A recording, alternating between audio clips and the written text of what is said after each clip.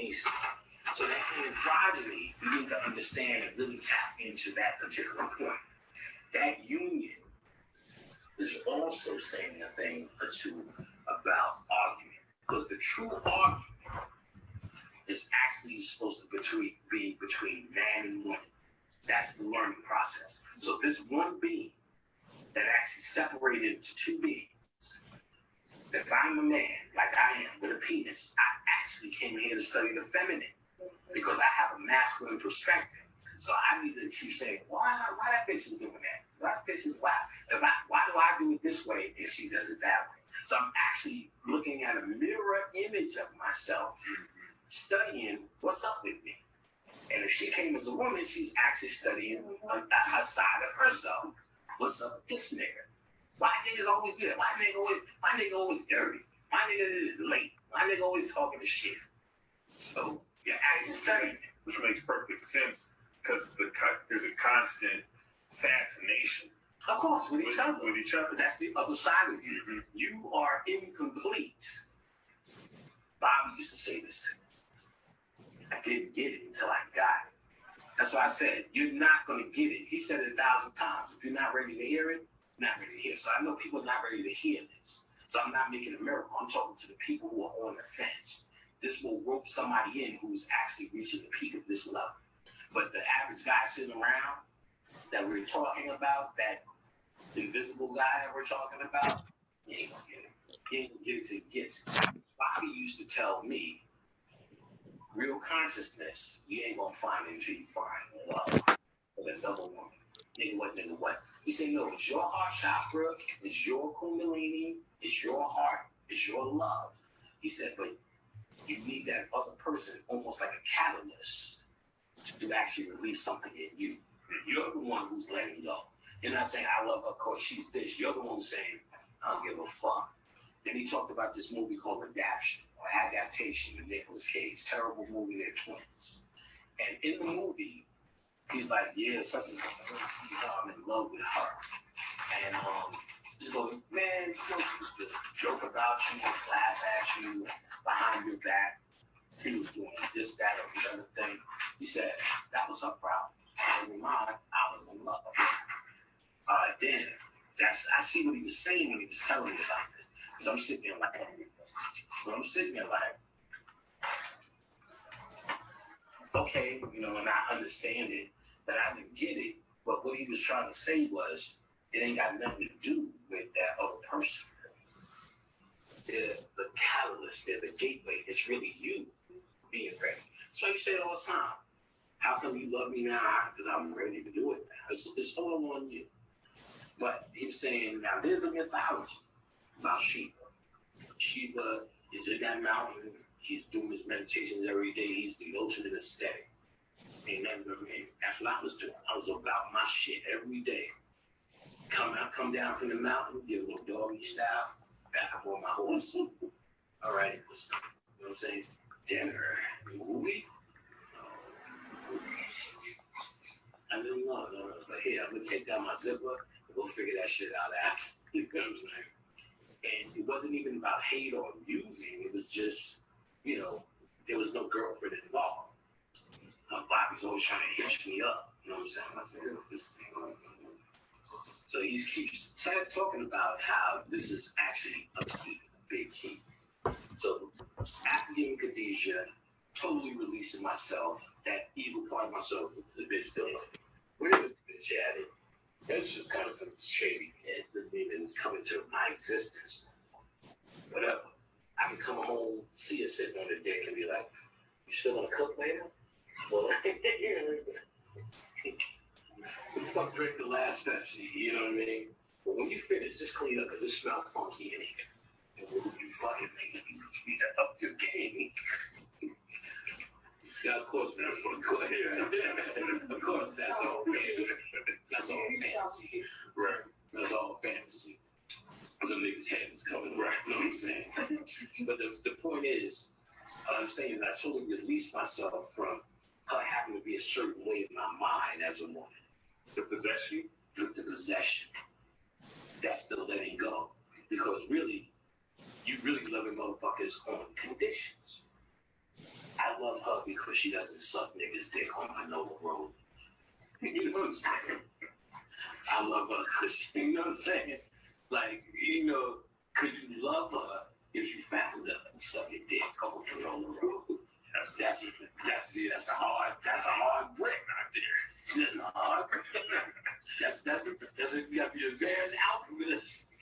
Do they suck dick off the nose? Then you're like, oh, whoa, oh shit. No, that's the thing. Like, why canola roll this? In front of checkers. See your lady second in front of checkers and them seats that be outside with the umbrella.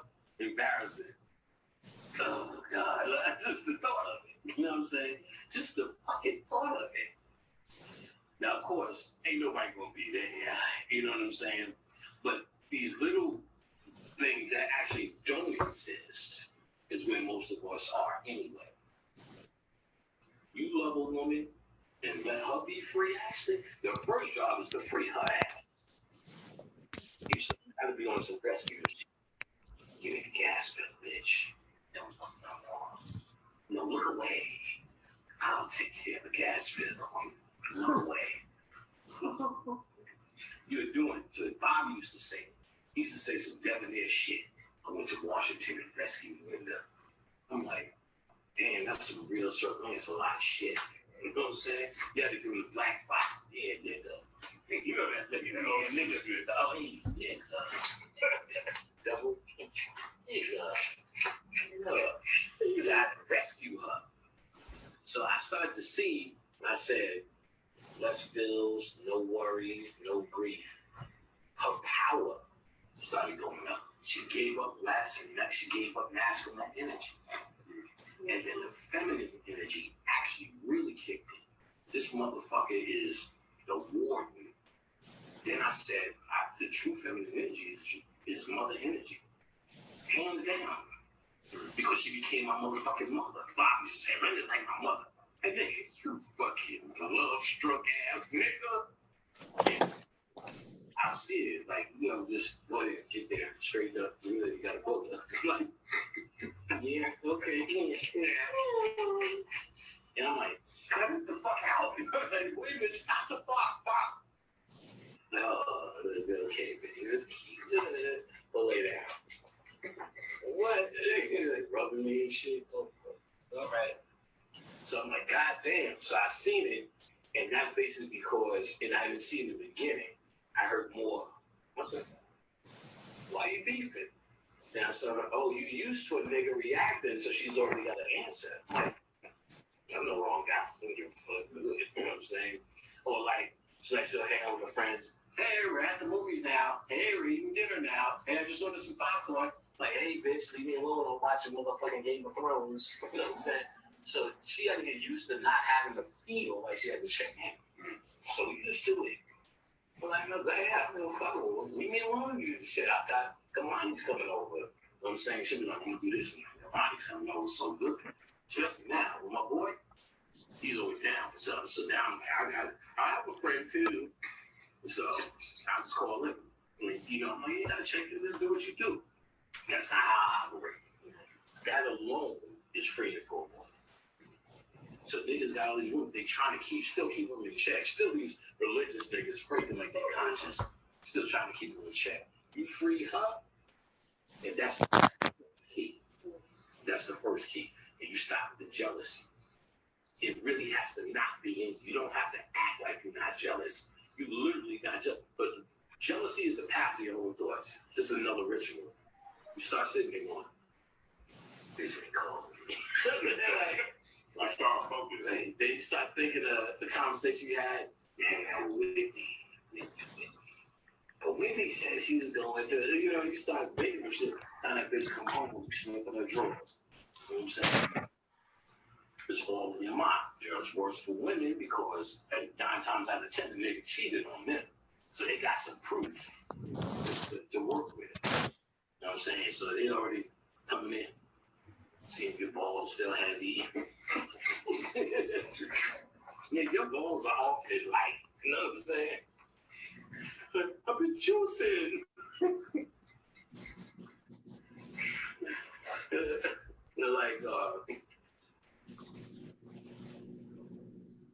What's up? What's up? What's up, my peoples? What's the deal, family? What it is, my people? What it do? Man, we here live in full effect. We got the family with us. Y'all heard the brother Panika, dropping on this feminine aspect in yourself. I'm every woman. It's all in me. Everything you want right now. Oh, I don't know the lyrics, but shit. Y'all know what it is, family. What it is, man. Sunday service. We got the gods with us. We got the gods with us, family. What's up? What's the word? God's with us. What's up, Rogue Titan? Everybody know my brothers.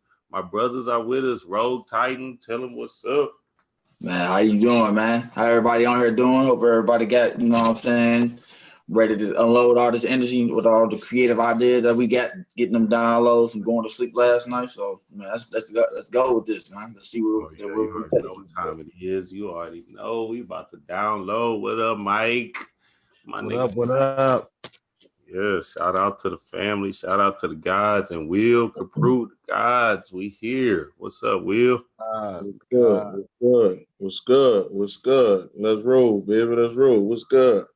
Man, say we missing our brother Trav, but that's all good. But any of our other brothers, man, we got a topic to discuss because we're gonna go all over this thing. You know what I'm saying? We're not gonna just discuss on like what Panic was talking about in the video, and shout out to Panic on that aspect of the feminine energy and you looking basically at your mate and trying to figure her out, which we're all trying to do as masculine beings.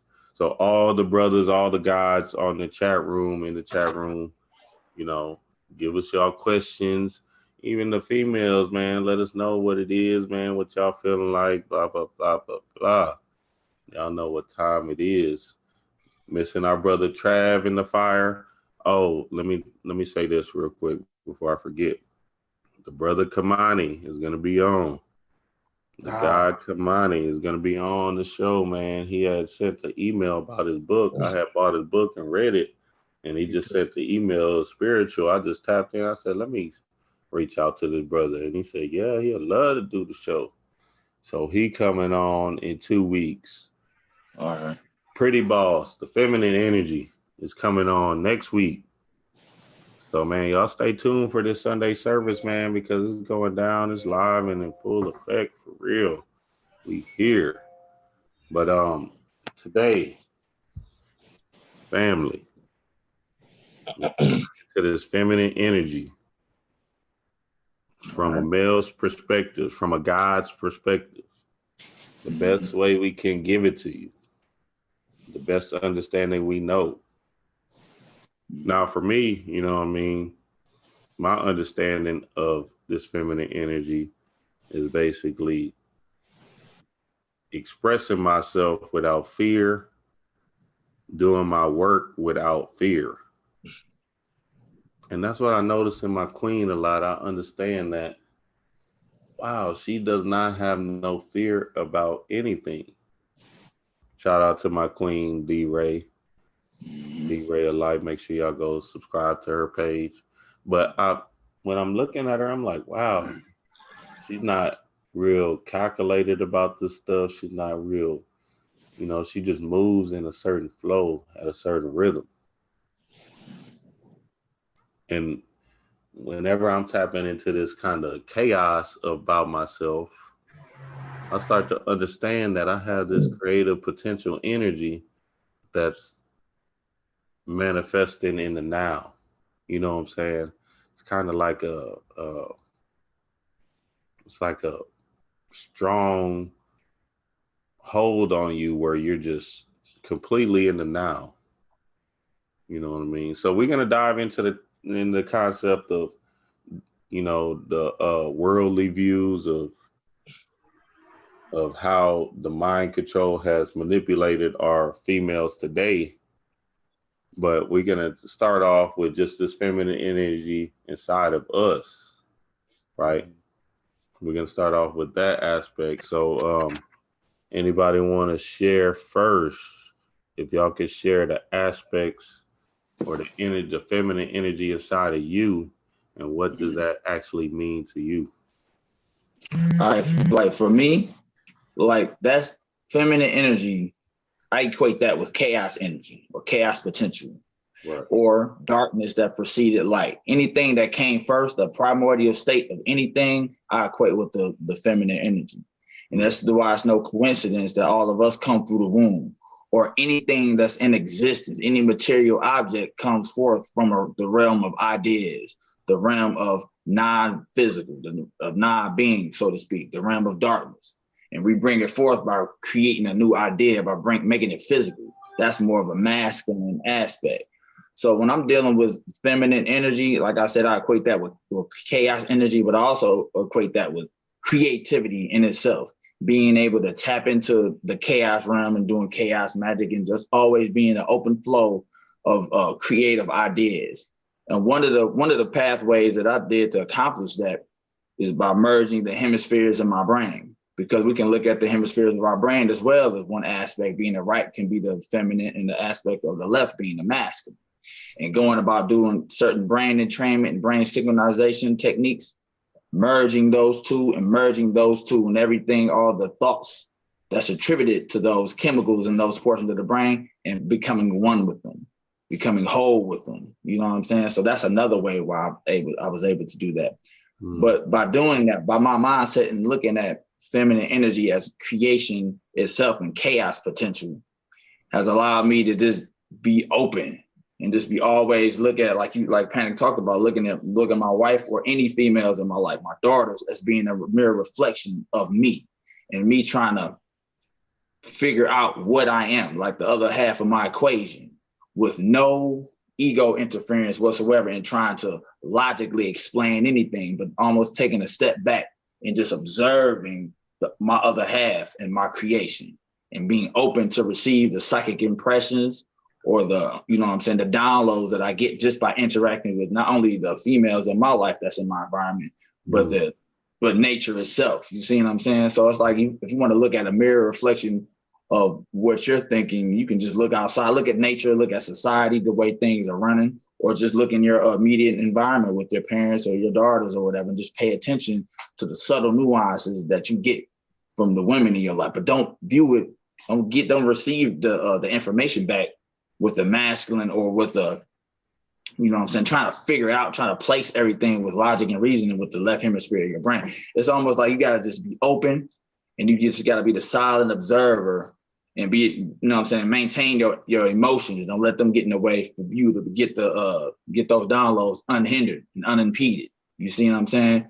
So that's one of the great benefits of, I would say, what feminine energy means to me. This is you can't do nothing without it. You see what I'm saying? You can't do nothing without that energy. You know what I'm saying? We all need it. We all come through it. We all come through the conduit of the, you know what I'm saying, the void or whatever. But going about on the astral and other aspects like that, there's also going to come a time where you're going to have to step your game up even further in being able to have access with that feminine energy. You see what I'm saying? So you're going to have to maybe come up with sex magic rituals, astral sex magic rituals, or creating a ritual setting where you set the intention of, you know what I'm saying, coming to full interfacing with your other half, with the great mother, so to speak, like I talked about before. You're just going to have to come up with something at that particular moment in time, which you set an intention. And it's nothing that you can really plan for or nothing necessarily that you can read in a book. It's going to come a time where you just going to know, your soul going to know that you got to do this certain work. And when it happens, you got to act on it like almost immediately based on the subconscious programming that you built up to that point where you get that self-realization that you have to do this. And when you do it, you know what I'm saying, that's the alchemical transformation or the process that, you know what I'm saying, I talk about, that everybody here talks about as well. But once you merge those two within you, it's not out there, it's actually within you. Once you merge that within you with no interference and no doubt that you're not going to do this, the rest is history. Then you yourself be the conduit of both masculine and feminine energy. You're more of a androgynous. You see what I'm saying? Which you're gonna have open gateways to everything. You're gonna have open gateways to other people's minds. You're gonna have open gateways to other spirits, channeling entities and shit like that. So, but by doing that, you just gotta be comfortable with that influx of energy. You see what I'm saying? You gotta be comfortable by not only going within the void, but being the void itself. You know what I'm saying? That's the energy that you represent. So you're gonna, you know what I'm saying? It's not no right or wrong way, but you're gonna have to become comfortable with that level of energy that you're embodying. You know what I'm saying? So, like I said, thoughts are things. When we say certain things, we activate certain things. But once you do it, it's a rush. The Kundalini rush is like nothing else. But it's all about what you do from that point on. You know what I'm saying? With great power comes great responsibility. So, what feminine energy means to me. Yes. Who's next? Who's next on the lineup? Who's next? And yeah, that's powerful, Rose, because at the end of the day, you know what I'm saying? That's what it is, man. That's our understanding of this whole concept and all of that, man. What's up, Mike? What's up, Will? Who's next on the feminine energy blast? What does it mean to you, God? What does your internal being say when you tap into this aspect of yourself that now it's not nothing you can, you recognize, you see what I'm saying? Or for me, I don't recognize it. I just understand that when I'm dealing with this aspect of myself, you know what I'm saying, it's kind of in the now, it's kind of a natural flow of things. So, yeah, that's what it is, family. What's up? Will, you want to go? No. I'll take the last seat. Okay. I was going back clean up. I'll tap in. First, I want to say, I appreciate this panel. I respect everybody on here. I've listened to hours of everybody, And what I say is, I'll tap in from the aspect first from the physical, and then I'll take it to my personal. What ruffles a lot of guys' feathers, and some, I won't say the women, but for some guys, the reality that a male is just a female with an elongated clit, and that bothers some people. But I'm talking about anatomically, when we're born in the womb, when we conceive, I believe it's the first 51 days. I think everybody's female. And then after that point, gender's decided. And what Panic pointed out, that was a good thing, because most don't realize that when you're dealing with feminine energy, our first instincts and what we're programmed with is to project it outward, which is why we got that mother figure, and we tend to make every woman our mom. And then from there, you got a woman, and like he was saying, you try to control her, because that's the aspect of your mom that, man, when she told you couldn't have that cookie till you ate your dinner, you didn't like that. So when you get in a position where you have a woman, you project all those controlling aspects on her. And I think that's where a lot of men get it kind of twisted. But if you take it back and you draw it back to yourself, I believe it's the Greek mythology that human beings originally had 2 heads, 4 arms, 4 eyes, 4 legs, and then as a punishment, I believe it was Zeus that separated man from woman and said that now you'll spend, the rest of your life searching for your other half. And the moral of that story is, you haven't been cut off from your other half. You've only externalized it. You're looking for it outside of yourself. I could be honest and say, T. Freeman L. had a great lecture. I wish I could remember the name. If I find it, I'll share the link to the lecture. But he was stating how your woman is an aspect of your mom, your sister, and all of that. And I could be honest and say that at the time, man, I was having problems with that, because I felt like, man, my wife was like my mom. She was on my helmet. And I felt like a kid. But once I came to grips with that within myself, because it forced me to deal with mommy issues. You know what I'm saying? I'm a 70s baby. I grew up, I got a whooping before breakfast. I probably got about 4 before lunch. And, after dinner, she probably gave me a whooping just to go to sleep. You know what I'm saying? But I believe for me, I tapped in once I realized I'm not dealing with nothing outside of myself. And so for a lot of women, when you talk about the divine feminine, it becomes their divine providence. It's their category. You can't speak on it because you're a man. You're a male. You represent masculine energy. But I know that these exist within me. I know that I can't, like the Rogue Titan just said, I know I came from the void. I know I came from the darkness, from my mother's womb. I know that Eve didn't come from Adam's rib. You know, the woman is double X chromosome, the male's XY. The rib that was removed is that ribonucleic acid. It's just that bar that turned the X into a Y. That's the rib that was removed. You know what I'm saying? It was pulling that feminine aspect from, pulling that masculine aspect from the feminine. So for me, the best understanding I came to was that I had to cultivate and love that aspect within myself.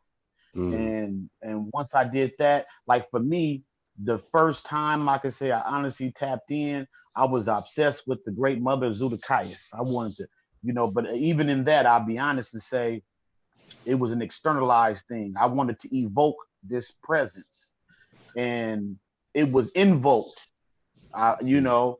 And so I came to understanding that whenever I worked with these feminine energies, I had to be honest with myself and say it's all happening in my head. So I'm tapping into aspects of myself, even though it's feminine. And so I don't know. I just say it ruffles feathers, because especially when you talk about a male being essentially a deviation from the feminine. A lot of guys want to be hyper masculine and say, you know, I'm all man. But when you come to this understanding, you'll find yourself with a greater understanding, and that love for the opposite part of you externalized, it does become more open, more free. And you allow that person to make their mistakes, and in them making their mistakes externally, I'm talking about your significant other.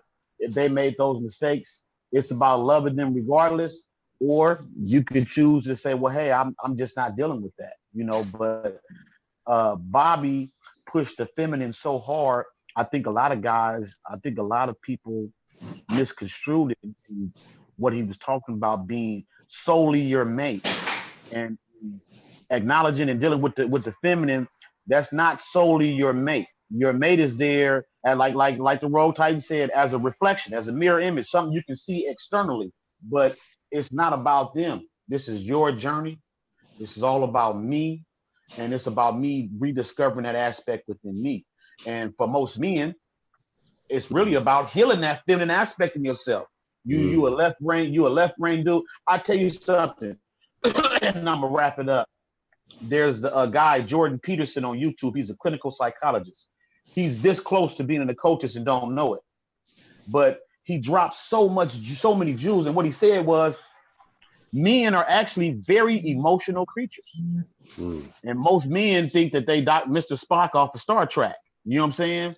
They think that they're not, they're all logic. I'm not emotional. I'm a man. I operate off logic. No, men are very emotional. Matter of fact, the mere fact that you think with your dick makes you an emotional creature. You know, you walking down the street and you see something, you say, damn, I bust them. Damn. Man, you see, baby. Purely emotional response. We just mix it with a lot of left brain. And the left brain is just to justify and you know, categorize these emotions that we try to lock down. But essentially, men are very emotional creatures.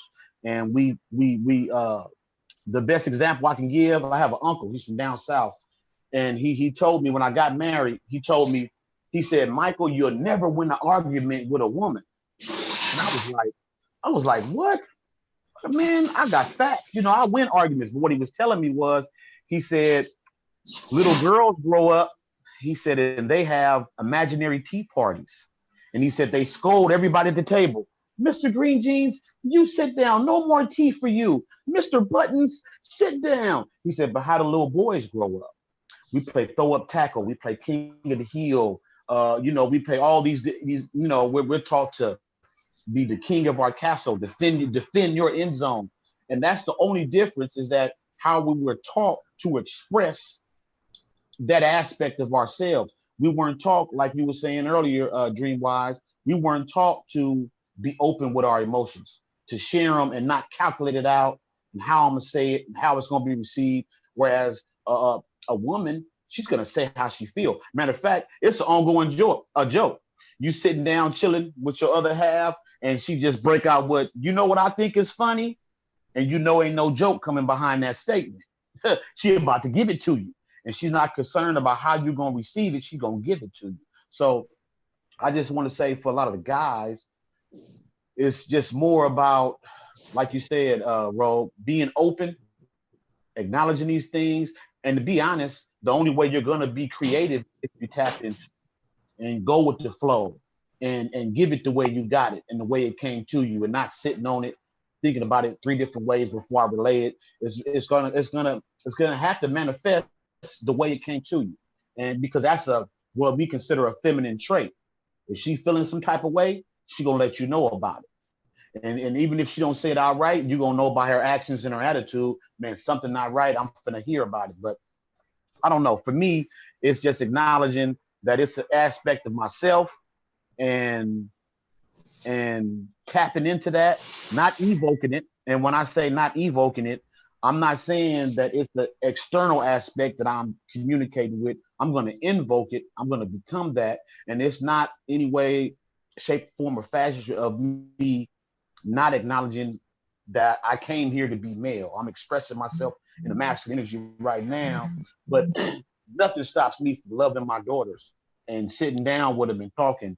And when I take them to get clothes, I'd be right in there with them. What you think about that? Turn around, let me see your butt. No, I don't like that. And I go back and forth with my daughters. So I just think that the externalized aspect is where most find themselves drifting on.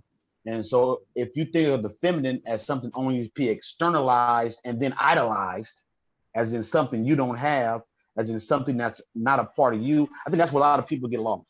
And that's about it that I want to say right now. Yeah, I like that, Mike. I like that. I appreciate that. I appreciate that light and download for real, because at the end of the day, we do got to understand that this is a part of us, and you know what I'm saying, we're not just whatever this He-Man stuff, but it's just is what it is. The feminine energy is attributed to what our spiritual work really is, what the spiritual understanding really is. Like, the whole thing is a feminine energy. So us being a masculine energy coming back as this male figure energy is kind of just what that is. We came to experience this role as a male figure, but then at the end of the day, you know what I'm saying, we're going back to the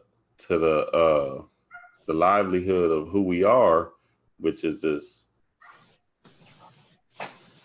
feminine principle, probably this androgynous principle, androgynous energy that we are. So yeah, you know what it is. Come on, Will. I know you bringing that light. Oh shit, I'm scared of your ass. God damn. Hey, and let me throw this out there too. The brother Roz, RAS. Yeah, I seen his comment. Yeah. We're gonna tap into that. Yeah. He had a question out, and it's similar to mine. And I wanted to touch on that a little later. But let me dive into this. When you're talking about the feminine energy, right? The brothers gave a masterful insight. Of course, the guys gave a whole lot of insight on that. And I'm gonna just take it to the spiritual for a little bit. And it's crazy because in 2015, for me, I was stripped. Okay. I had we had like 3 cars. I had an 18-wheeler. Nice little townhouse. It was stripped. So I'm trying to figure out what's going on. So basically what ended up happening was the only way I could find out who God is if everything is gone from me. So I was basically in the abyss, okay? And in my time in the abyss, I had to figure out what I was, okay? So in speaking on that, what happened was I started to be approached spiritually by many feminine energies, okay, from the deity Beset. You know, she would come through with the tail on, sexy as hell, you know, Mama Wata. She would come in looking like the Anaconda off of the movie Anaconda with Ice Cube. And they would come in through dreams, and then they started coming in to where I can actually sit down, just like I'm talking to you. I was talking to them. Well, still, that's my life now, of course. But then they was just coming through, and then I'll be in a meditative state. They'll take me and to see other things, this and that. And it's so crazy because around early parts of 2016, I sat before this council, okay? And I started to get connected with this council. And when I was looking at it, you know, of course, you know, I still have remnants of religion in my mind.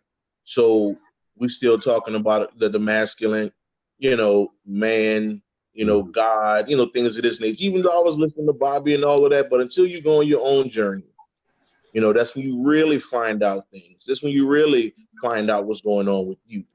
Okay. So I was brought to this council, man. Looked like this magical crystal looking building or something. And these goddesses was sitting there, man. I'm gonna just throw a few names out there. Because my girl had just made the transition. Dr. Frances Cress Wilson, she had just made the transition. 2016. There was a few of them who transitioned that year. But she was on there. Minnie Ripperton, she was on there. Okay, so that's the ones that I can name that people knew here in the physical, and they were all on this panel, man. They were in white head wraps, you know, and I'm looking at these energies like, what the hell is going on here? And dead center, or sitting side by side, was the goddess Ocean, which we renamed it and called her Oshun, and Sophia, which she goes by many names. Some people may say Isis or whatever name you want to use. So they were at the top of this thing. Sophia being a great mother. So I'm sitting in front of these energies, okay, and I'm being told different things. And this is when I started to come out, you know, with information, and I caught a lot of people by surprise because of the stuff I was saying. You know, I'm saying stuff like, hey, this how Heavy D really died. Niggas like, man, what? I said, man, I'm getting it from the mothers. You know, it's the mothers, man. They're telling me, okay, how Whitney Houston really died, and it was throwing a lot of people off. But I was having firsthand experiences with this feminine energy, not what, you know, what we know for most of the part here, but this was firsthand, hands-on experiences with these energies, and it was mind-blowing. See this kind of stuff, okay? Something else that happened. Let me drop this on you. I was getting in the mind frame of Trump, because this was 2016. Trump and what they were doing, the government, what they doing, things of this nature. So what was going on at that particular time was, again, I was shown some things. So this one I kind of started pushing meditation really, really hard. At the time, it was called third eye meditation. Now, of course, it's first eye meditation because this is the first eye. So it's crazy. So I'm in meditation. I go to the CNN. Okay, CNN. I guess wherever this building is. Okay. And there's Trump there, and a few other white folk there, and they're sitting down talking and all of this type of stuff. So I'm like, okay, man, these crackers trying to do this and they trying to do that. And then all of a sudden, I saw somebody unzip. Well, Trump unzipped himself, and Trump's body fell, and it was a goddess. Many people that were heads, the Chinese cat at the time, the cat from Russia, Putin, and all they started unzipping their heads, and it was goddesses coming out. And it was letting me know that don't nobody run this. They said those are avatars. Mm-hmm. They're not real. They're not what you think they are. So I was being exposed to this thing, on a whole different frequency, and it was blowing my mind to see that it was the goddesses who was behind all of this. Let me take it to my man Nip, okay? Or one of his Nipsey, or one of his personalities, Hermes, okay? During his funeral, they had the physical funeral at Staples Center, and then they had a spiritual elevation period at the same time. So what he was doing, he stood in front of a panel of mothers. My girl was there. She was sitting on the end, Ruby D. She was sitting on the end. These goddesses had on whites and gold. And every thing that Hermes, or what we know as Nipsey Hussle, everything that he said he was going to do for the people, and they saw that he did it, they checked off. Okay? They checked off, and his light got brighter and brighter and brighter and brighter. Now this cat, he's even more of a powerful god than he was before he even jumped into the body to have a life as someone named Aramis, okay, or Aramis, something like that. So that particular energy is more powerful than we can even imagine. Okay, and the masculine energy. Okay, let me be clear on this. Okay, there is no higher than the other. All right. It's just right now, today, like Mike said, because Bobby was pushing the masculine, the divine feminine so much, people kind of was looking at it, didn't really catch it, didn't really understand it. Okay. He wasn't shitting on himself. Okay. He was just letting the people know about this powerful energy. So in the beginning, or when it was just this androgynous energy, okay, a lot of people say it's split, but from my spiritual encounters that I've had personally, it's this energy. The only way you can imagine the power of this energy is talk to a 5-year-old kid or a 6-year-old child, because they can imagine higher than you can, especially us as we done been through lives, people in their 30s, 40s, You understand? So, you know, it's a little bit different for us, but they can still imagine, you know, extreme powers magically. You understand? Right. So let me bring down to that child energy, okay? Or at least try. So to imagine the power of that, the closest that we've seen is Thanos. Okay, I mean, you know, Superman and all that shit, you know, but the closest we have seen is Thanos. And what I'm talking about is word. I see you, fam. So when Thanos snapped his finger, right? That's the power. Okay, that snap of a finger is the power that we have no clue about. You understand? So we didn't have to necessarily separate because this energy is too powerful. It could do what it wants to do, whatever it wants to do. Of course, this energy is you.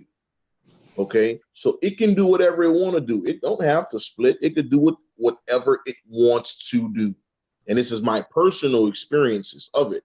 You know, no books, no nothing. This is what I was brought into the realm when it took me out of my body, and I'm looking at this shit. And this light energy is just making other energies of itself. And that's it. Okay. And even I think Bible talked about the first 7 energies. Okay. And that can be broke down in different mythologies, depending on, you know, if you're in Hindu, Greek, Egyptian, whatever, of the first 7 deities, okay, or energies in existence. But this divine feminine, okay, no, the divine masculine. What the divine masculine said was, hey, because the ego wasn't, you know, present. So the divine masculine was like, how about, you know, I take something of myself and start mothering energy or motherboard. And the feminine part of myself agreed. Oh, that'll be cool. Okay. So, and then here comes everything around you being the mother. Okay. The computer in your phone or the system, the brain in your phone is the motherboard. Right? All this type shit. You know, insects, right? You got the bees. The bees always protect the mother, right? Ants always protect the mother. Mother nature. I mean, we can go on and on with this. Okay. So it wasn't that the masculine was shut down. It was that it was simply agreed upon by itself to have a mothering energy. This is the reason why for the first about maybe 100 million years, it was nothing but feminine energy. Okay, in existence physically here. That's all it was. Okay, they came, they created, they came through Antarctica, okay, through the lotus of the goddess Sophia. All right, they came through the lotus. She brought them here, and it's crazy. I used to talk about this little skit on Saturday Night Live, where they did a skit called Goddess's Creation. Okay, see, the divine feminine was being talked about a whole lot, so the white boy had to get in on it, okay, and make a mockery of it. And because we don't catch things as we should, okay, it flew right by our heads. But I was watching Saturday Night Live a lot in 2016 and early parts of 2017 because they were talking, you know, like some knowledgeable stuff on there. Like they had an episode with CNN, and the people on the panel on CNN, They just started talking crazy, and the whole panel just fell. So these people came in, changed their batteries, okay, and then restarted the panel discussion again, basically saying that, you know, all of this is not what you think it is, okay? These people are not who you think they are. These are machines, okay? Running off a Duracell around this motherfucker, okay? All right? So you have, now you have this little 5-minute skit called The Goddess's Creation, where these white women sitting there with purple on. No coincidence, okay? Because that's the colors of the divine, that purple and black, or purple and gold, okay? So they have this purple on, there's 3 of them, and they're talking to this purple, just pure energy, and they're creating things. And they're saying, okay, well, I came up with this idea to create this thing called the bird, but it only stands on one leg, and it's called a flamingo. So they were basically talking about our ancient knowledge, okay, and it went clean over our heads because we didn't understand it. We don't understand that it was the goddesses who created a tree. It was the goddesses, okay, that put rhinos here. It was the goddesses, okay, that gave you mountains, that gave you lakes, rivers. It was the goddesses who did all these things, okay? So they have a whole damn skit of them doing the exact same thing. So don't ever think the motherfuckers don't know your shit. Oh, okay? So, you know, and not to go on forever because shit, y'all know me. We all shit. This could be a 10-hour lecture right here. Shit, how this? Hell yeah, man. You know, we so tapped in, like everybody. We can break down, understand this. Yeah, good. Well, keep going though. Yeah. So and as time progressed for me, I started to meet a lot of these energies, and these energies, would tell me, keep your heart righteous as much as possible. Now, they will have people attacking you, but that's also you. It will be because a lot of information I'm coming out with, I'm gonna just say, a lot of people wasn't ready for Bobby, and the stuff I was coming out in 16. A lot of people wasn't ready for that as well. So, and I had a smorgasbord full of niggas. Oh, who he is, man? He making up shit. All kind of. So they told me that was going to happen though, because people didn't get it. People didn't understand it. So it was just myself, basically testing myself, and these energies was always around me. Okay, all right. Even when I was trying to deal with all the hate, because that shit hurt when you're doing this from your heart. Doing this from your heart, that shit hurt when a motherfucker start attacking you and they don't even know nothing about you. You understand? So, so I'm going through all of this stuff, man, and it's still there. So the more and more I went into it, the more sure I became of me. Okay?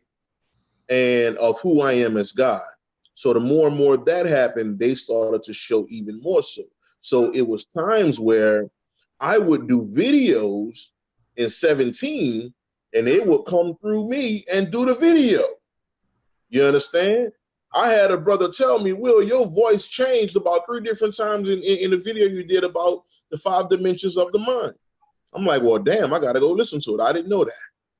So they started doing that a lot. Okay, and this is the reason why, I try to kick the black woman in her ass to understand that energy that dwells deep within them, that the white boy steady cracking them in their head, telling them that, no, you need to wait for your husband. You need to wait for a man to bring you into spirituality, shit like that. So you know, and it was just crazy experiences. Like I said, I'll be all day, but I'm not gonna, go crazy with it. But definitely, man, that feminine energy is much more than we can even imagine. Okay, and I'm gonna leave you with this. Lion King. I broke down some science on Lion King. Okay, everybody understood.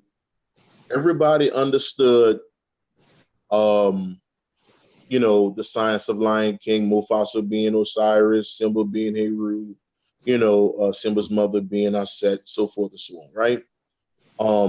But it was actually a lot deeper than that. To where when my people pulled me to the damn movie to see it, I'm in tears in that motherfucker, man. Let me explain why. Okay, I saw myself in Simba. This is the thing.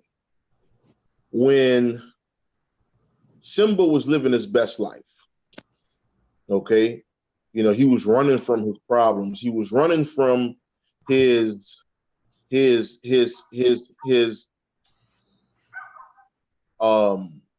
prophecy, basically. Okay.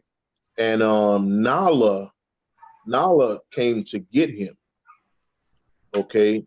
Nala is actually Oshun. Okay. Now I've had that same experience. All right. Like I talk about, wild sex with goddesses. I mean, it goes down in the realms. You understand? I mean, I'm every day with this shit now. Fall into meditation and shit. It be 3-4. I mean, it's wild, wicked. Right. So, but up until a certain part of 2016, I didn't see Oshun. But when she came in, like, it literally blew me away. And then a little bit after that, this is when I was still believing in, offerings and things of this nature. She came in and I was overwhelmed. Okay. And it was like, what is this? So, she put me on a certain path, like, I'm all around you and you don't even know it. She said, I'm the motherfucker who made the movie The Wiz and The Wizard of Oz. Follow the yellow brick road, remember? And I'm like, damn, okay. So she kind of spooked me a little bit. I'm like, damn, this motherfucker's serious. She was like, everything around you is me. Go your ass to New York and hop in a yellow cab. Everything is me. So she really like catapulted me into my strength of my courage. You understand? Of dealing with zombie people. Everybody's not gonna take in if you tell them, hey, you God, right, man? Nigga, you crazy. Everybody can't take that. Everybody can't take your whole entire family telling you that you're stupid, you're crazy, man. Don't call him over here. Nah, man, don't call her over here. Man, she gonna be with that bullshit. So people can't handle that.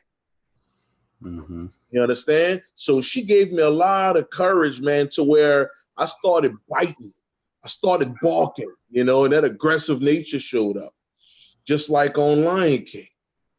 Okay? Homeboy was living his best life with Timon and Pumbaa and them. And Nala came over there. Fuck is you doing? Okay? This man on your throne. You need to come get your shit. Okay? He like, man, nah, chill out, man. Come hang out over here. She was like, no. You need to come take care of business. Okay? And then when he went over there, he found out what was going on and everything. And this is the part that got me. Okay?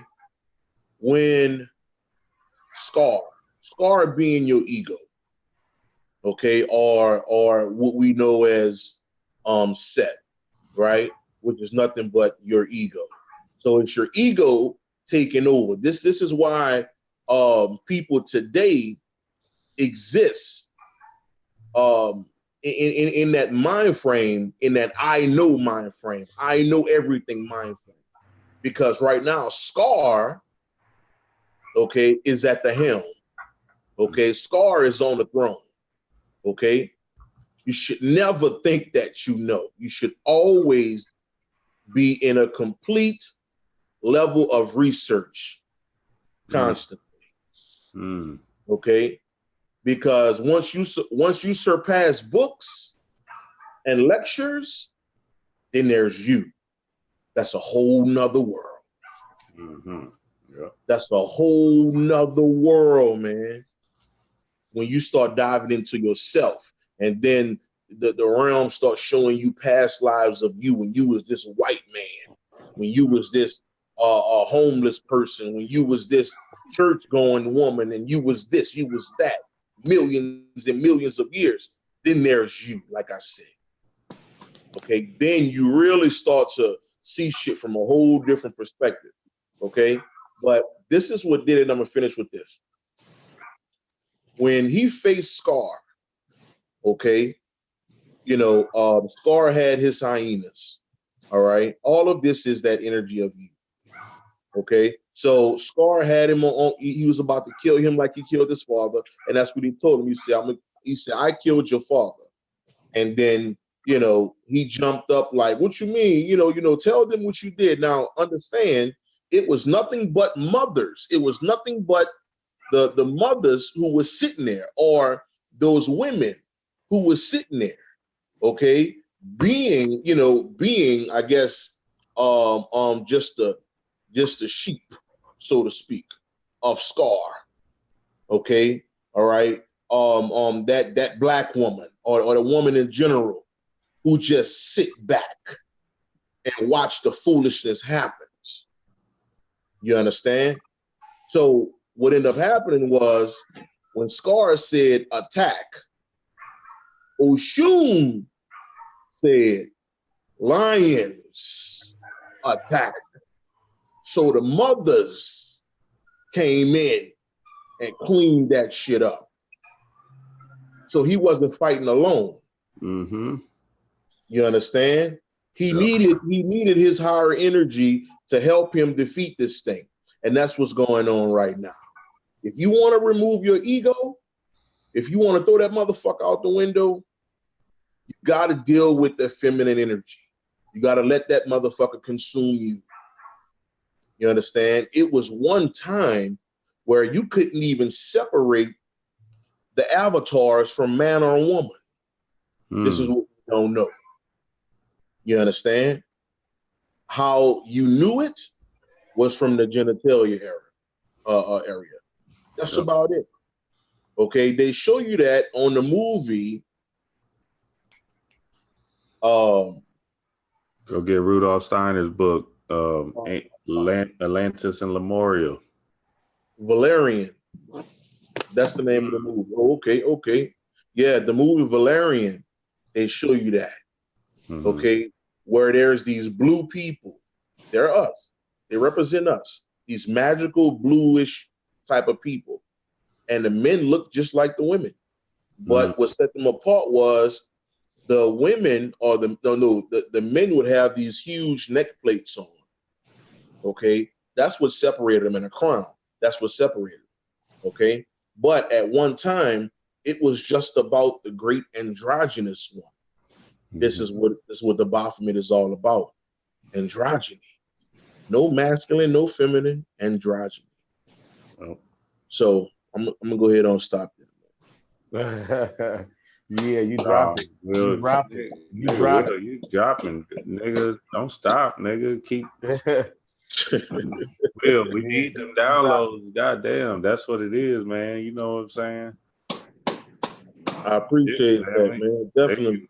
Nigga, damn. Okay. Damn, niggas don't even know where to go. I do. Hey, I want to tap in. I want to piggyback on some of the things that Will said, because he dropped fire. And I want to say I can't speak for the feminine, the females. I know for most males, when you finally tap in and start doing that work, you always get approached by a great mother. And I don't know if it's the opposite for the women or if they tap into their great mother. Like Will said, there's only one energy. There's only one. It's been polarized to give everybody more access so if you can reach it on your level. But I know for me, and I want to say this, it was Samuel Ayun book. I believe it was the Yellow Book. He has a book called the Yellow Book, and he says that once you start working and on raising your Kundalini, your divine great mother is going to appear to you. Well, I can say I had I had the exact same experience. Once I started really working and meditating and focusing, a deity appeared to me in the form of a scorpion. Now, I'll be honest, I'm 46. In my early 20s, I was all Egypt. I even dived into the Hebrew Israelite thing. I did all that. But what happened for me was I knew my Egyptian theology and pantheons, but it still just flew right over my head. I had this scorpion that would heal me during meditation. Every time I meditated, I was actually going in because at the time had a very physical job. I would leave a little aches and pains, and so I said, well, I'm gonna kick my meditations off by healing those pains. And in meditation, I had these lights going up my body, and they would scan my body, different colors of the chakra. So if my feet hurt a little bit, I put a little red energy down there. If it was my knees, I work up the chakra color. But one day, I said to myself, I got so comfortable with this routine. I said, let me pull back and observe what's happening to me, because I was essentially in an all-black room. When I pulled back, it was a huge scorpion just posted over my body, healing me. Now, initially, I kind of panicked, but then I had to check myself and say, oh, wait.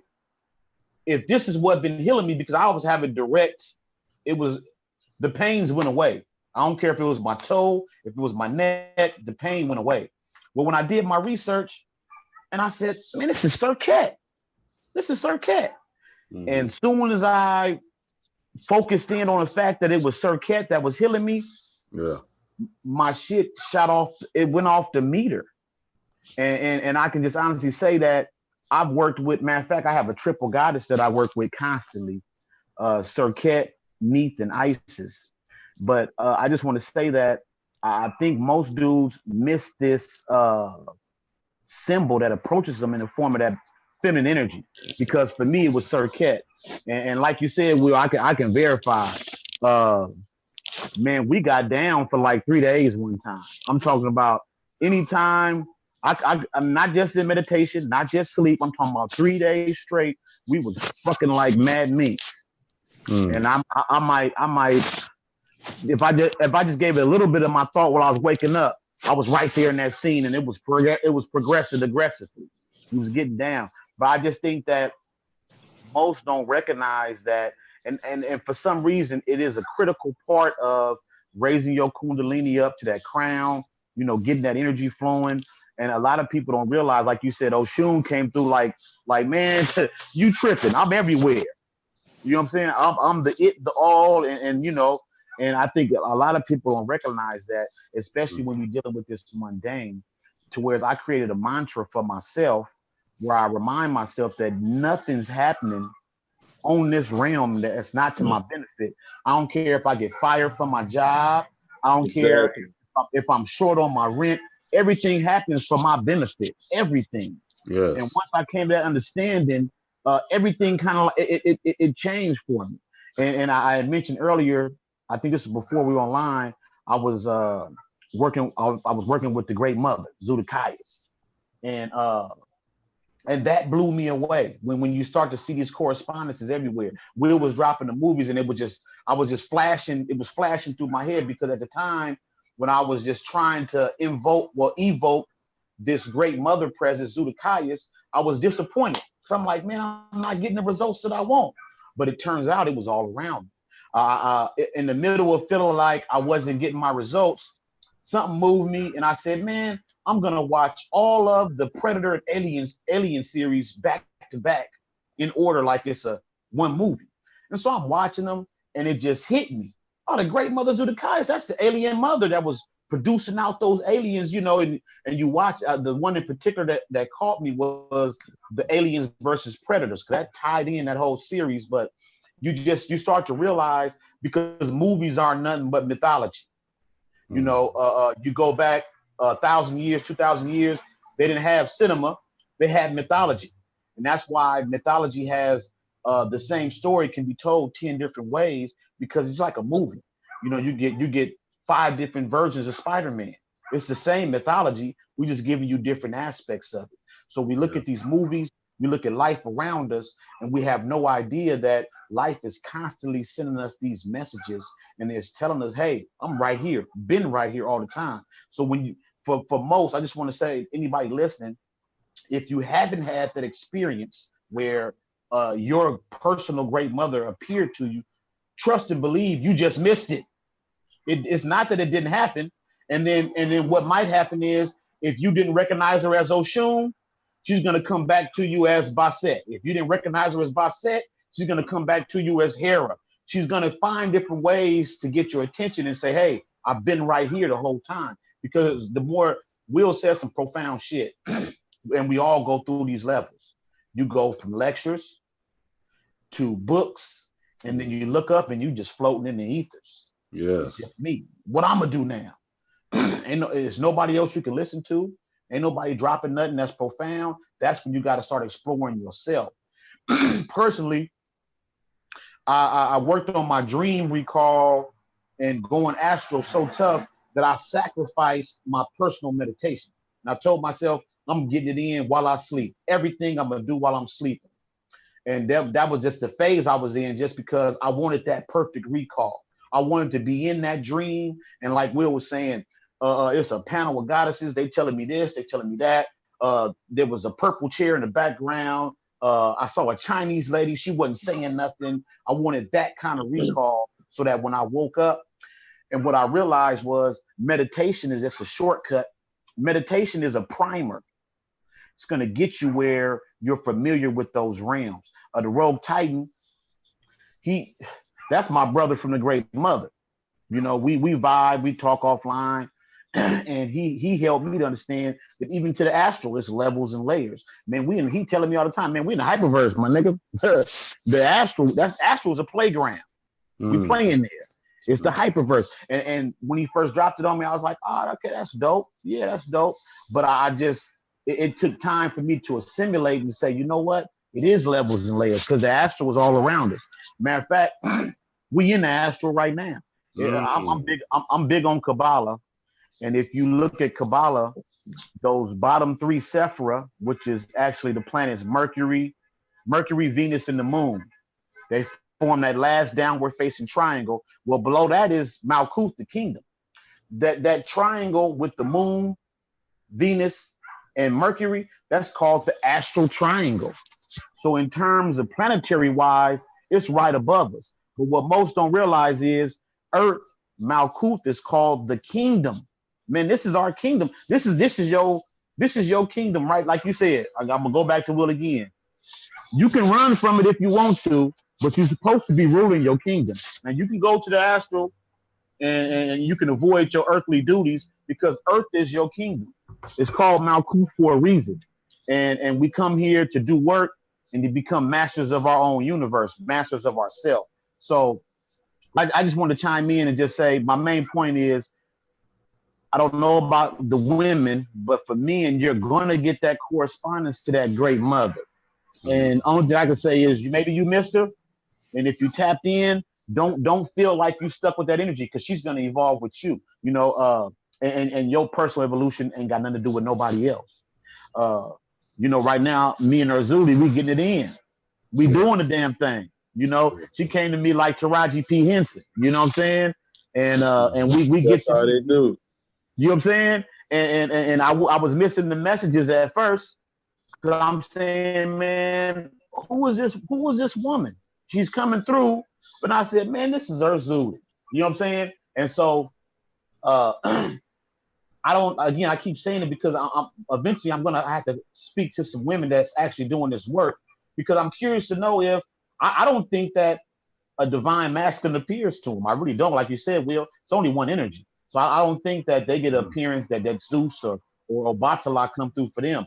Most of the women you talk to, it's a feminine energy that appears to them and that you begin working with. And I don't think it's any mystery that Kundalini is a feminine energy. You know what I'm saying? Kundalini itself is an energy. Let me see this. Hold on, Will. Hold on. Let me let y'all. Goddamn. This shit's goddamn. Hold on, we gotta slow this thing down. Damn. Too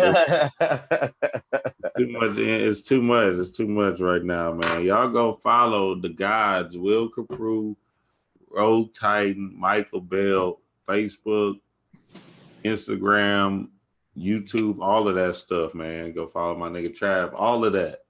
Everything, right? Damn, this is a lot, man. We downloading a lot. We giving it up. You see what I'm saying? I don't even have to ask no questions. I got a plethora of questions.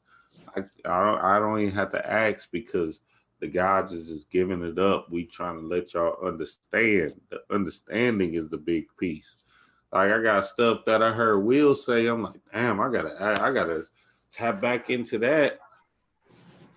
But I can't, shit. Then Mike say something, then Will said something before. I'm like, damn. So we gotta, we here, family. We here, man. And I know, man.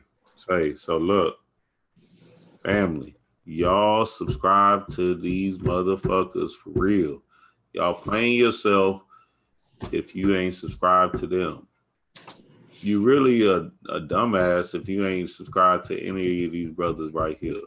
Bro, tight. No, I'm for real though, because that shit ain't even funny, Will. Like, no, I'm right. And I'm waiting for Mike to get a YouTube page, man. We gonna force him to get one. That nigga tripping. But I'm gonna step my game up. But you know what I'm saying? At the end of the day, this shit is magic. This shit is what the family needs, and this shit is important and vital to our understanding, everybody's personal understanding. Let me just say that. You know what I'm saying? Man, so much download. Mike, you said so much I needed to jump on, but I didn't get a chance to write down what you was dropping, but there was something that I wanted to ask you about. Will, there was something I wanted you to ask you about. But I did catch a video. I don't remember why the fuck I saved this video, but it's something Will said. I went to the park. So I'm about to play this video, play this part of the video, so y'all can see, what this thing is. So I'm like, damn, Will said something, but that now I don't even remember why I even went to this video. But I'm gonna play it just so we can, gather our thoughts again and shit, all that shit, right? And I don't know why you said it, Will. I swear, but I remember the part. I remember the exact scene that he was talking about. So let me go ahead and try to do it real quick. I think it's like 2 minutes of panic, dropping some light. Shit. But my word is of God, and as a spirit, as I saith, thus saith the fucking Lord. You know what I'm saying? As I say it, as a man thinketh, so it becomes.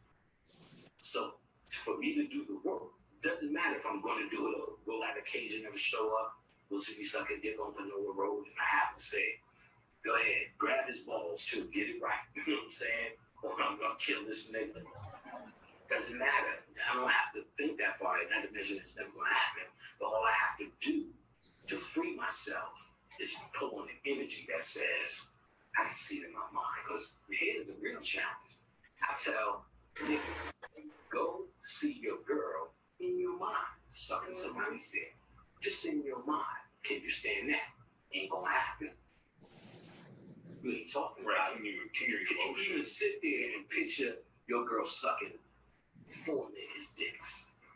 I do that shit as an exercise. Because that's what's freeing you. Some of you are in ego, this is just it's not real. It's an empty vessel. Let your girl suck dick. She got the body. She's not real. It's an illusion. Yeah. It's an empty vessel. Yeah. Don't work like that. Don't work like the human side don't work like that. Not look, it's not supposed to. But can your mind work like that? Yeah, because you actually get mad when you think she might be out sucking some dicks. Coming home, you tight, you in the whole world. She's like, look, bitch, this is my friend Gina. We was chilling. Mighty tight. You thinking, well, you had soup and suck dick in my mind. So it's all up here. So I tell myself all the time, you best believe every girl that took my class, we had an encounter up here. It was up here. That's all I could do.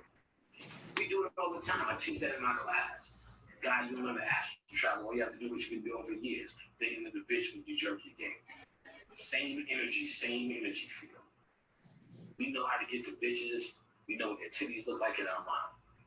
It's all in your thought, in your mind. So I think of all this debauchery, just to win over it, just to master it. You think of the worst of the worst to master it. Once you don't make it that damaging in your own mind, because half of what damages you is your thoughts. Like, oh, I can't even think of that shit. Oh, what if that happened? Oh.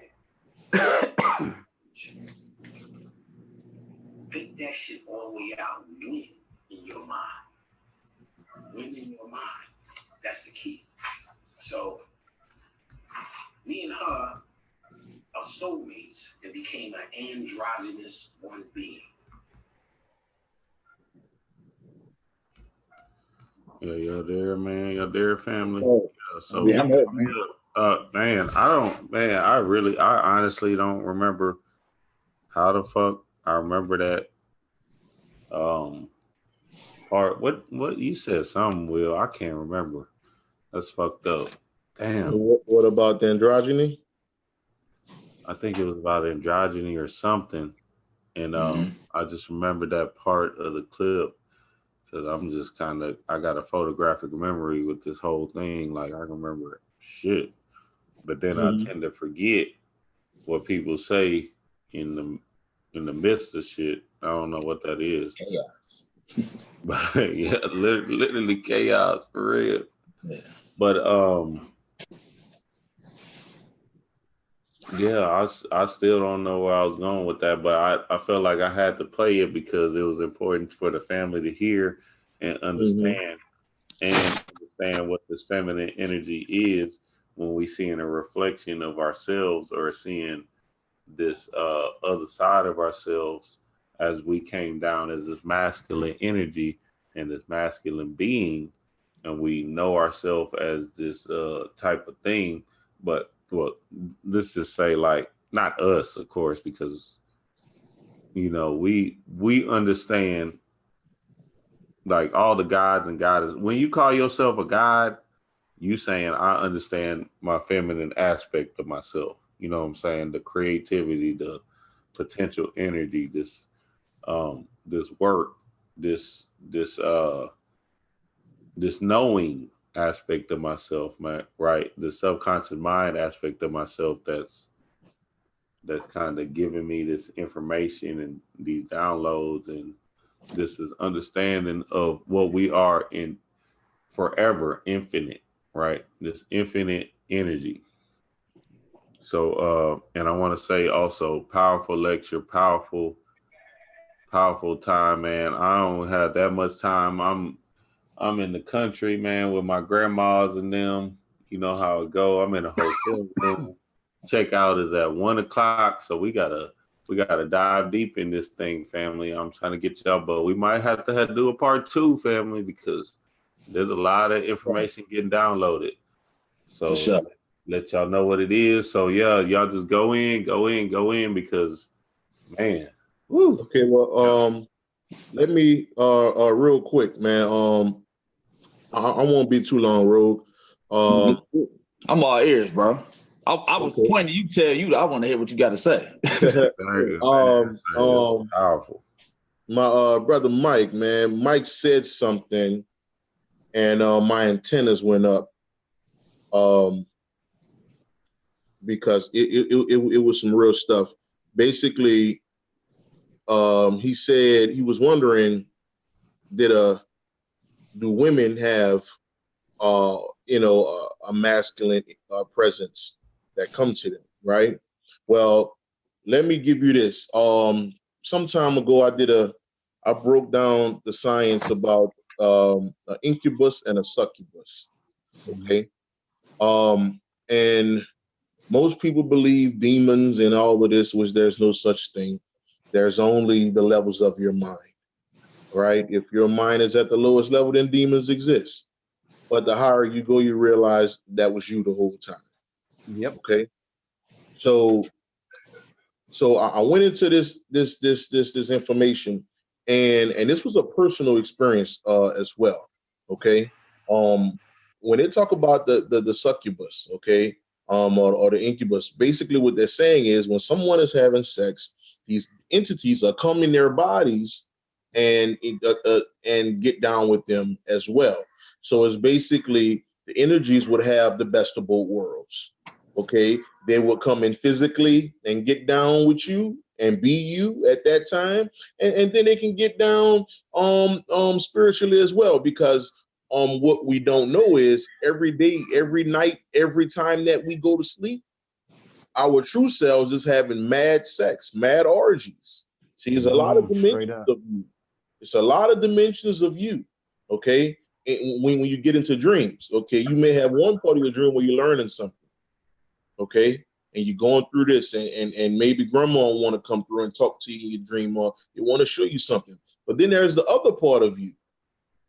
This nigga fucking straight like that.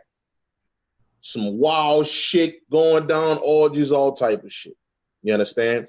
So, like I said, based on the experience that I had, with me, this particular queen, and who could see.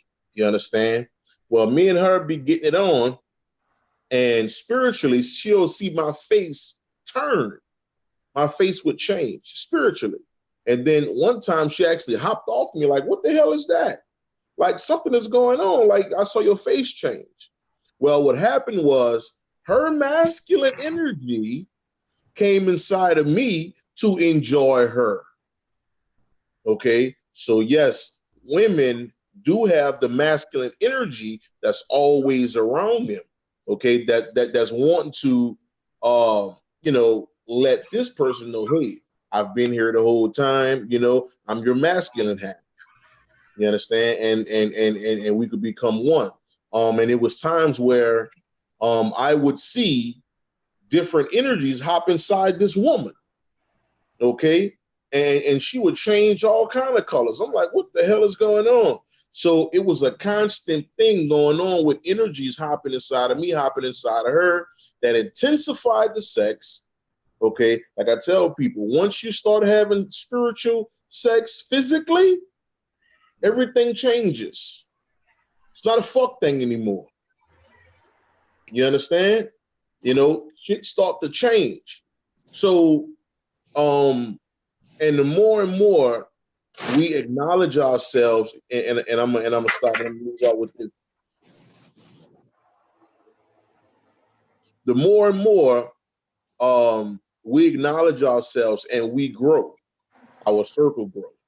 Okay. For example, when you first start waking up, you have your energies that you agreed with that was going to be your protection when you come into the physical body. And that most of the time is 2 or 3 beings. Okay. But the more you grow into your spirituality, the higher you get, the deeper your circle gets. So you may start off when you first wake up with about 2,000 entities around you. Okay. Once you get on the the level that we're currently on right now, you start dealing with 9 and 10,000 entities that surround you on a day-to-day basis. Yes. Okay. So you have this protection. Okay. You want to know the reason why you didn't get in that car accident, but the car went in front of you and just missed you by this much? Because the entities had everything in control. So I just want to drop that off real quick. And yes, Mike, there are masculine energies that deal with women as well. And a lot of times, to try to get their attention, they'll come through sexually through somebody they're having sex with. You know, they'll do that through dreams, things of that nature. You know, many women waking up soaking wet, but they don't want to discuss that kind of stuff because there we go. Yeah. Because that's not talked about. We still have the religious mindset. You understand? But that's the reason why a lot of their bodies is feeling they're so sexual overnight and in the morning. You understand? But go ahead, man. Yeah, that's what it is, man. I think who is that? I think Donald Tyson got a book. Donald Tyson, sexual alchemy or sexual alchemy or something like that. Donald Tyson has a book about that. Having sex with entities, basically having sex with these different energy streams. Mm-hmm. I'll go check that out.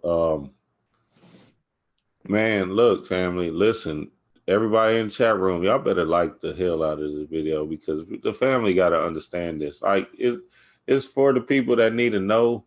But at the end of the day, man, the more y'all like and share this video, man, the more people get find to this information. But look, we have so many ways to go to this thing, so many different avenues we can go on to this thing. I'm not gonna I'm gonna just let my brothers go because I know my brothers, my guides, because I got a plethora of questions. And we got to reach into the bag with the guide that just asked that touching question, Will. You know what I'm saying? With the Rise, the guy Rise that asked that question. We'll tap into that soon. But I want everybody to expound on this thing before we have to, let this thing go. Roll Titan, man. Drop something. Yeah. Oh yeah, I do, man. What I will say this, man. Hearing y'all two talk, hearing y'all break down y'all experiences, y'all's firsthand experiences, it's just like joy to my ears because you can't explain this to other motherfuckers who haven't really experienced it. And I have to, and I got the confirmation on a lot of the shit y'all saying. So when y'all say it, it's just like, I knew it. I knew I was doing some right shit. So it's like self-confirmation.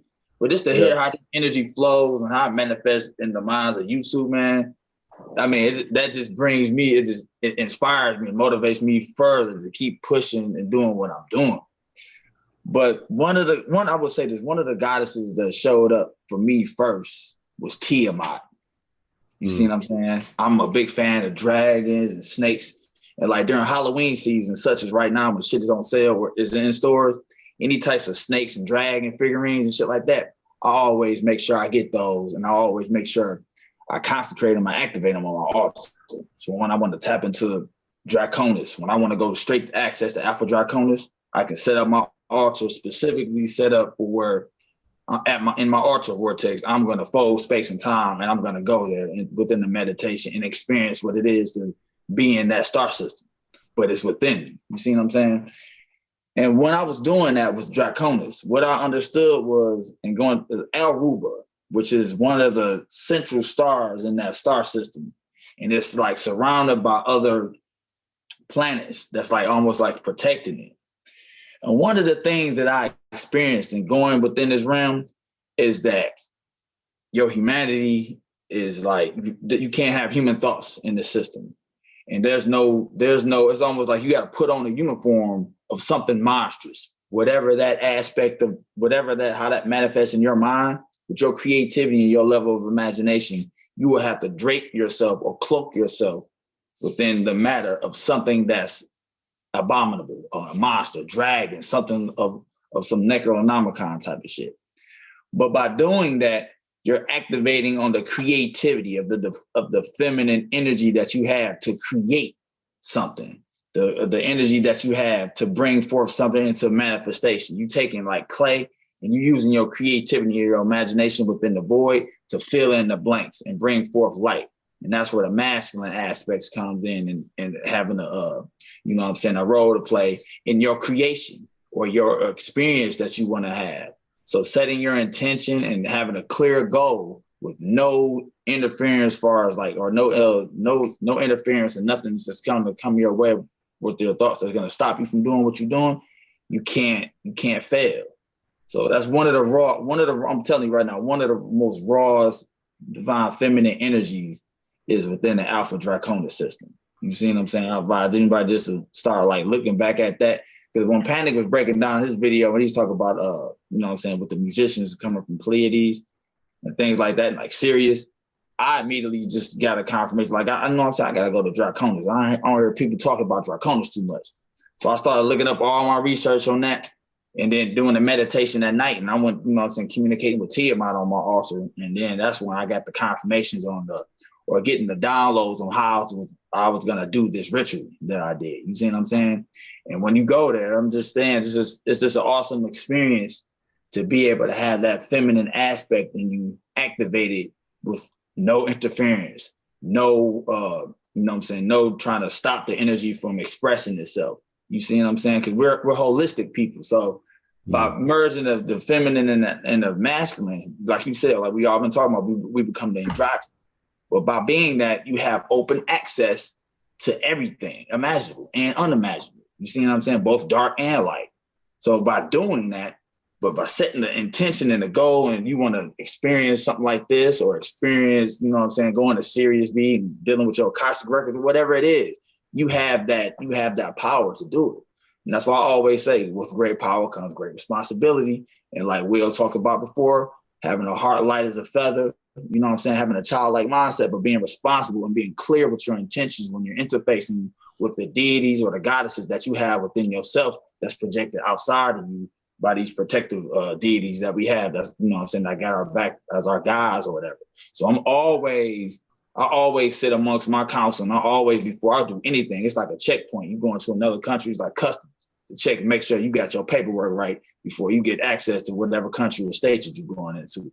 And when I'm going about my astral, I go straight to the heart chakra. You see what I'm saying? Make sure I'm on my shit. Make sure I'm standing on everything that I'm talking about here within this video and being responsible for my sigils online, whatever it is that I'm doing, whatever type of hyperversal sorcery I'm doing, I got to stand on that shit. And my heart got to be light as a feather. So what I did, I set up my altar vortex to run 24/7, 365 with complete access of that ritual alone, with me having access throughout the hyperverse, with having my heart chakra clear. So so I always got that in the back of my mind. I always, no matter what I'm doing, I'm pure heart. You see what I'm saying? With all my intentions, with the information that I'm talking about, and my thoughts and my emotions, and not meaning no harm to anybody with this energy and with this information, knowing how detrimental it can have on people, but also knowing how beneficial it can have on the conscious collective. You see what I'm saying? So walking a fine line of that responsibility and that power makes my, you know what I'm saying, makes my experiences when interfacing with my feminine aspect that much more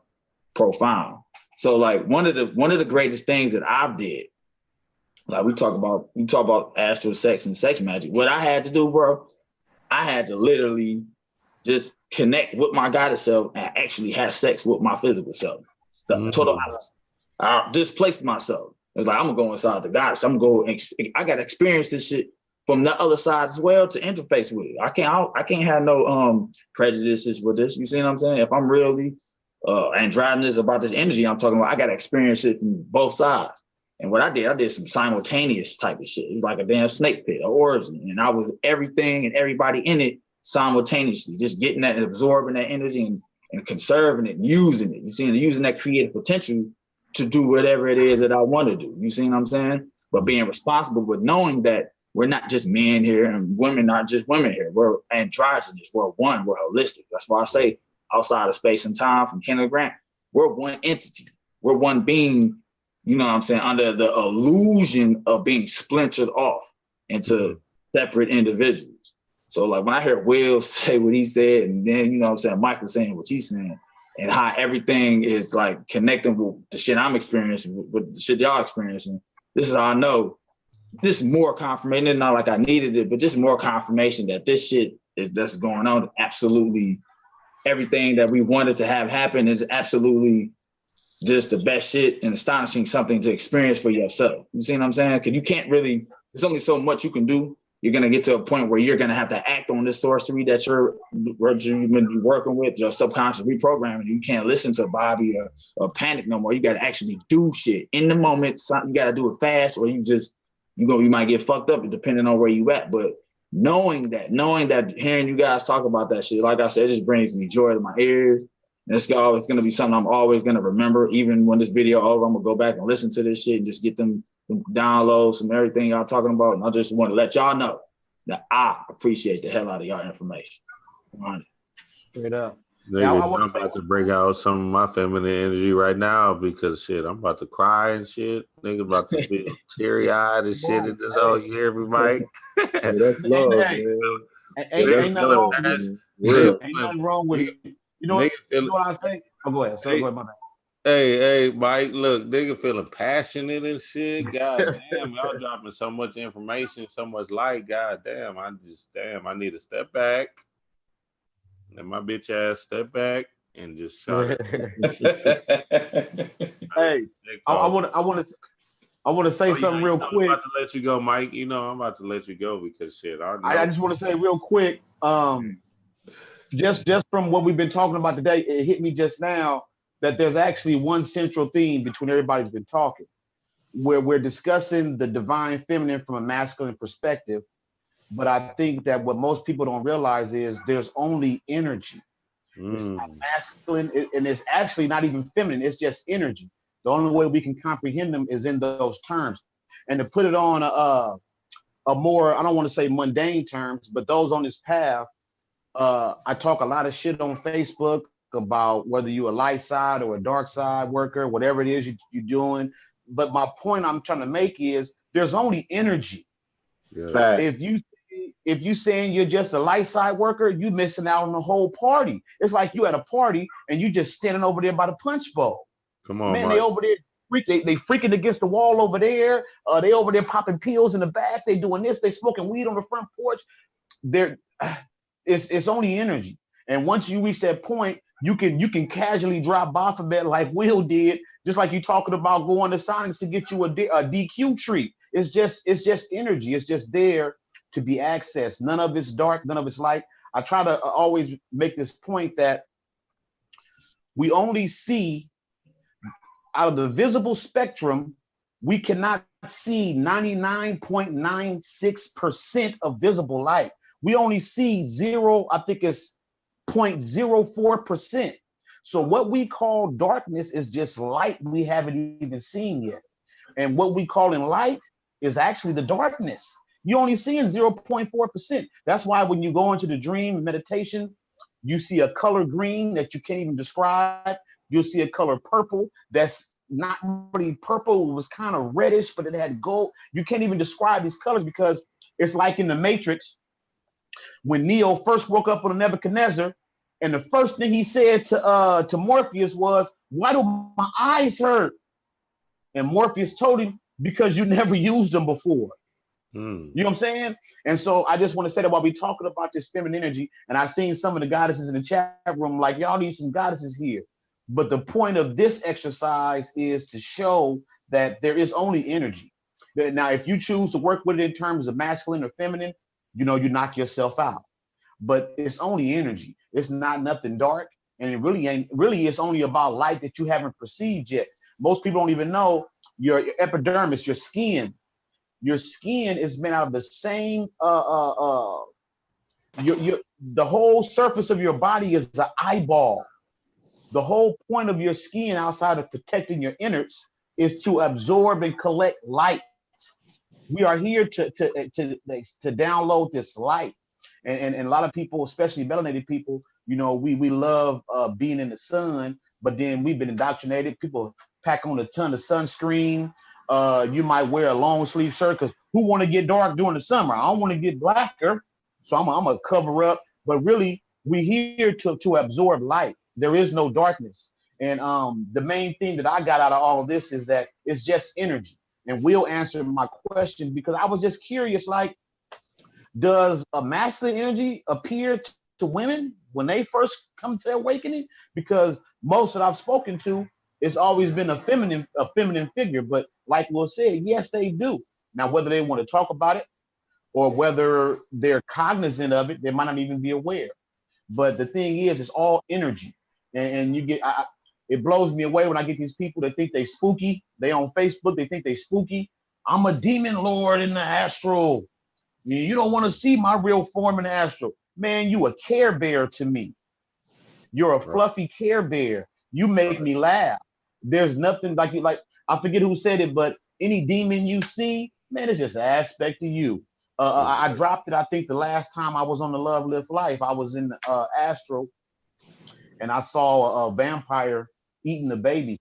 And then, you know, I ain't gonna lie, I ain't tough. It does spook me too. You know, you see some things in the astral that might catch you off guard.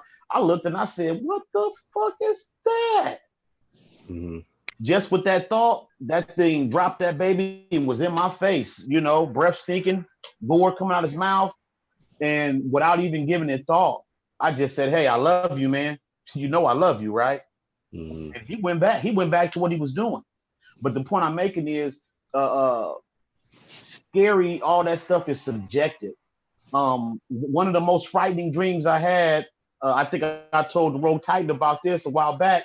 Man, I was in a dream and Miss Piggy was laying on a queen size bed, butt naked, like, man, come beat this up. and it shook me, it caught me off guard. I'm like, Miss Piggy butt naked? I was like, oh, no, man, I ain't, nah. And it shook me up so much, I woke up. And the first thought I said was, man, I was supposed to tear that up.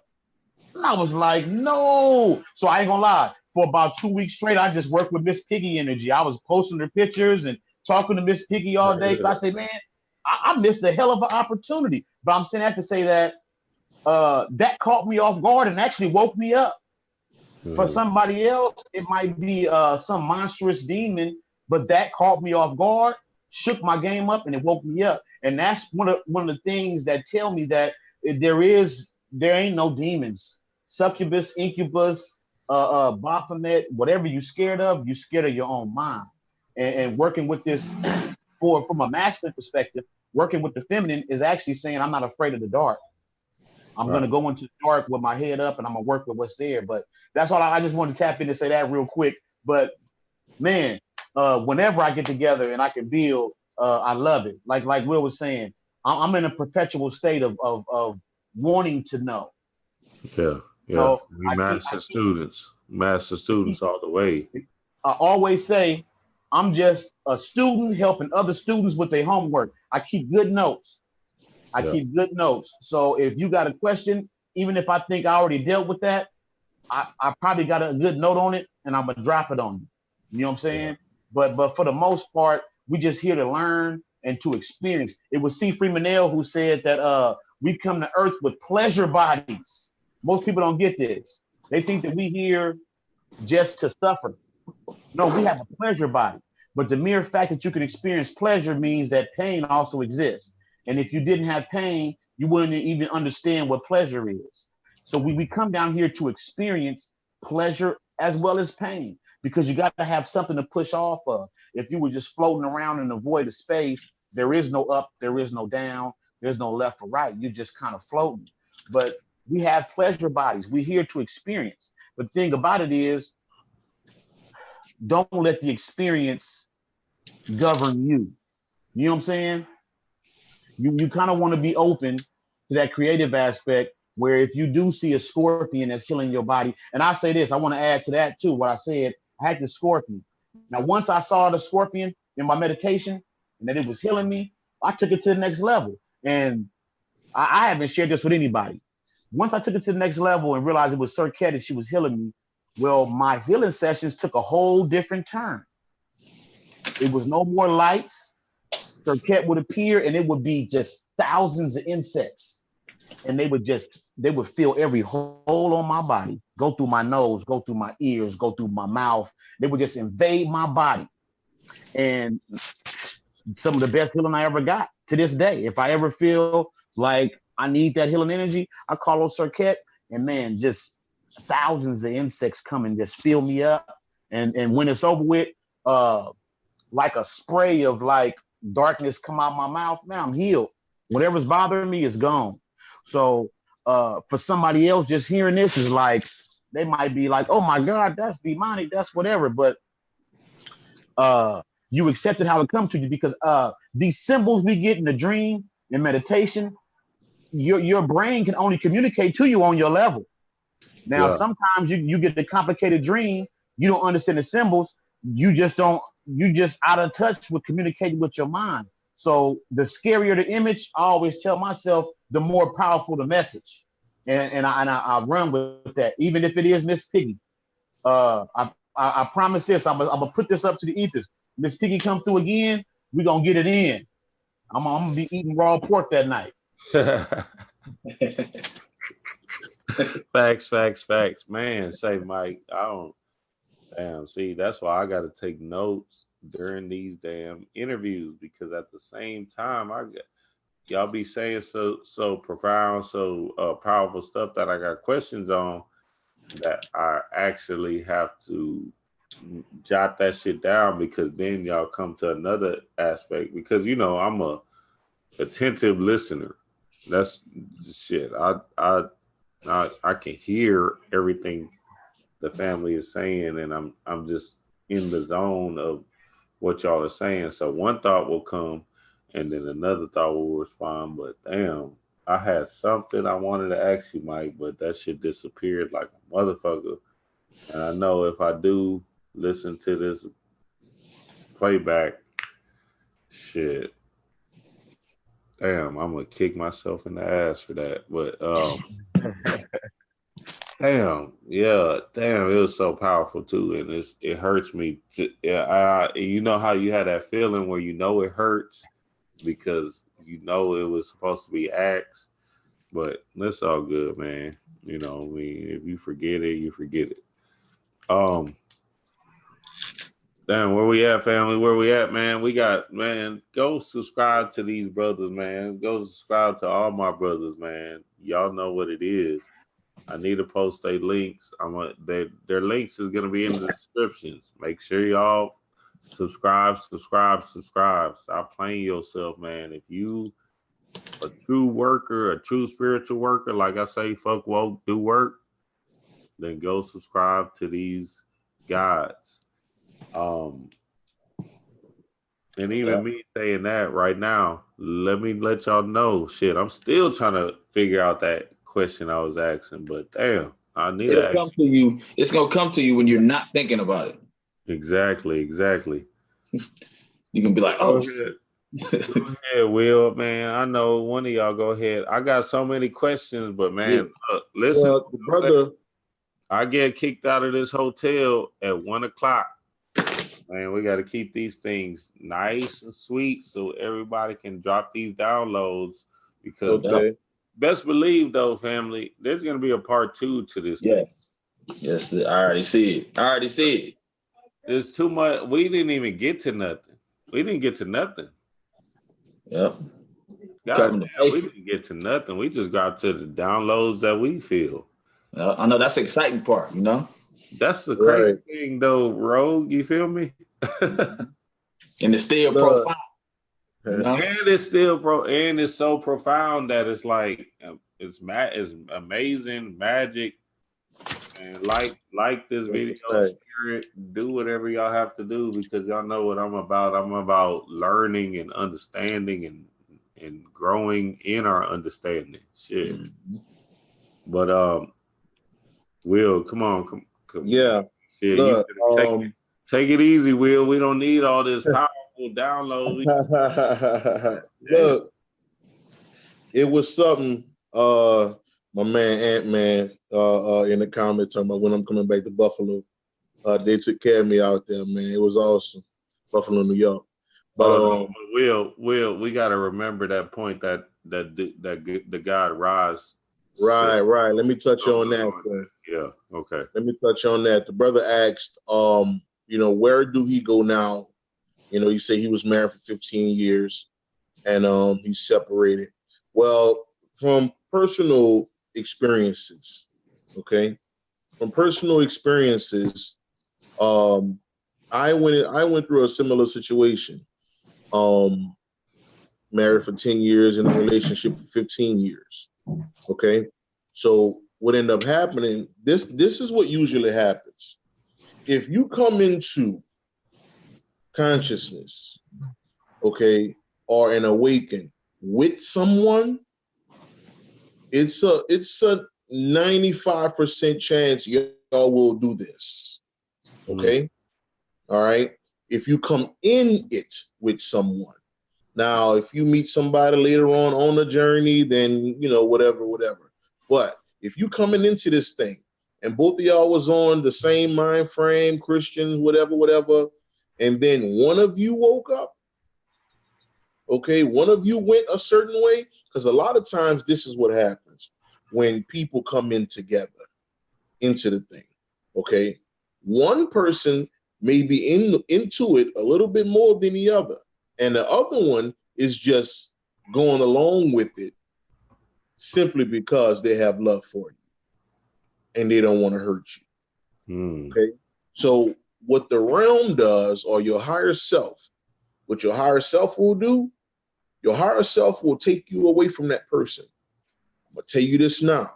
This is the raw, uncut truth about this. When you get into this thing, and if you're with someone, and you have a specific journey that you have to go on, they already know that person, okay, some way, shape, form, or fashion will stop you on your journey, because you have to be selfish on certain levels of this, okay? All right? I was taken away from everything, the wife, everything. They said, nah, you got to learn this shit, because you have to speak this information to these people. Okay, so you're stripped from these things. No matter how much, she was cool with me setting up an altar at the crib and all of this and all of that. That was strictly of her. Well, I'm gonna let him do his thing, but nah, they know what it is. Okay, all right. Like I tell people, being a loner in consciousness is not a bad thing. Okay, if you want to discover God, truly discover God, is numero uno. You got to be done with yourself. Okay, and sometimes it hurts. Okay, I didn't know how to get out this relationship. Let me tell you how I got out my relationship, out of this marriage. I didn't have the guts to say I want out. Okay. One of the energies sat inside of me and told this woman, I got to get the fuck out of here. I've never said that to her, ever. But they knew how important it was. And did it hurt, man? I cried like a baby, man. We're talking about 15 years, man. So when I was taken away from that, I had to learn. I had to understand that, okay, no matter how much of this, of life and things that we go through physically, bills or whatnot, none of it is real. None of it is what you think this is. This place is a game for gods. Okay? We come here, we write our script out. This is a movie we're currently a part of. We come here, we write our script, we say, okay, at this age, I'm going to do this. At this age, I'm going to do that. This is why I tell people get upset with me when I say, you really can't control your life the way you think it is, because it's already written. If there's a prophecy, if there's something that's already written and you see what it is, all you doing is walking the path that's already there. So we may think that we can control this thing, but you already wrote your script as God. Okay, when I become Will Copprue, I'm gonna do A, B, C, and D. I'm gonna do this, and this. Okay. My second year in consciousness, this cat gonna come for me. This cat gonna come for me. He gonna do a video about me. He gonna hate me. This one gonna hate me. You write all of this stuff in your script. Okay, there is nothing that happened to you that you didn't already write. Nothing. There are no surprises. But the thing of the object of this is, the objective is to see your life from the bird's eye view, the Heru, right? To see yourself from here. Once you can see it from here, you can see the beginning and the end. And that's when you start finding peace within yourself. That's when shit start happening and you like, man, whatever. Man, you not upset? Nah, man, I told him to do that. Thank you. You know, I told her to do that. It is what it is. That's it. Okay, this is a journey for millions and millions and billions of years. We live as gods here in the physical. Yes. Okay. All right. This time, the era that we're in now was the first time that we actually didn't know something of power. Okay. At one time, flying was like taking a shit. At one time, walking through a wall was like drinking water. This is how we were. Okay? So this time we wanted to make it a little interesting for ourselves. You know what we're going to do? We're going to give these avatars amnesia. And we're going to create an avatar that we know now is called the white boy. Hold on, Will. Hold on. Okay, what about the aspect of let's tap back into this time thing? You said billions of years. Let them know how that illusion is how long we've been here. Like, okay, it's all right. Nothing. Nothingness. Okay. So what you just said, just expound on that. Okay. Well, this realm, right? We're currently inside a heart chakra. Okay, this is not a planet. This is not anything. This is not what we think this is. This is nothing that you have learned from school. Okay. The word earth. The word earth is the word heart. Right? You look at the word earth. You take the H off the N, put it on the front. It spells heart. Okay. Everything. A lot of part of the English language was written in code. Okay. The Bible is written in code. Okay. Moorish code. Okay. So once you understand that we're not bouncing around in so-called space like NASA tells us, okay, then you can really start to understand that this is something different. This is not what we think this is. Okay. So now you can sit back, okay, and say, okay, well, let me go in meditation and find out some more things about this and what's happening. Okay. So that's when, I come up with the information about Antarctica. All right. At this point in time, we going back about 3 billion years, somewhere around there. Okay. And at that point in time, like I said, it was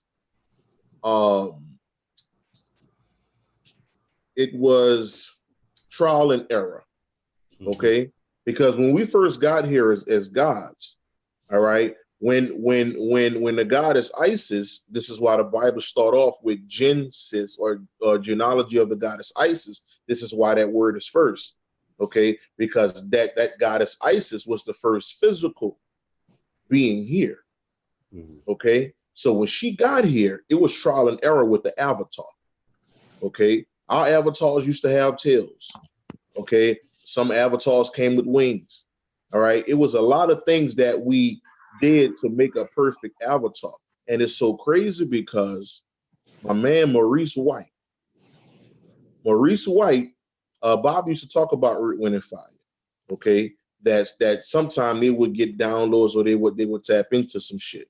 There's an album cover that actually have one of our avatars on there that goes back somewhere about 1 to 200 million years on their album cover. Okay, so check that out. And when you look at it, I'll find it and send that to you, fam. But what was going on was, like I said earlier, you know, it was these energies that were trying to make bodies and trying to figure out how we want the body, you know, how we want it designed. Because see, this is the thing, and this is what a lot of people really don't understand. We created this human thing, this human existence, because we were curious. Mm-hmm. We were very, very curious. We wanted to know what hate felt like. We wanted to know what depression felt like. Wild, nasty sex. Check this out. We didn't have wild, nasty sex until we did it here in the physical. Right. Because before we came into these bodies, we were nothing but light bouncing around in the great divine darkness. Mm. You know, just creating things here, creating things there, creating things here. Okay. But then we had to ask ourselves, so what if we create something and we don't know that we are this? Okay. So in that aspect, here comes the human thing about 2 or 3 billion years ago in the heart chakra of the Great Mother, because that's where we are.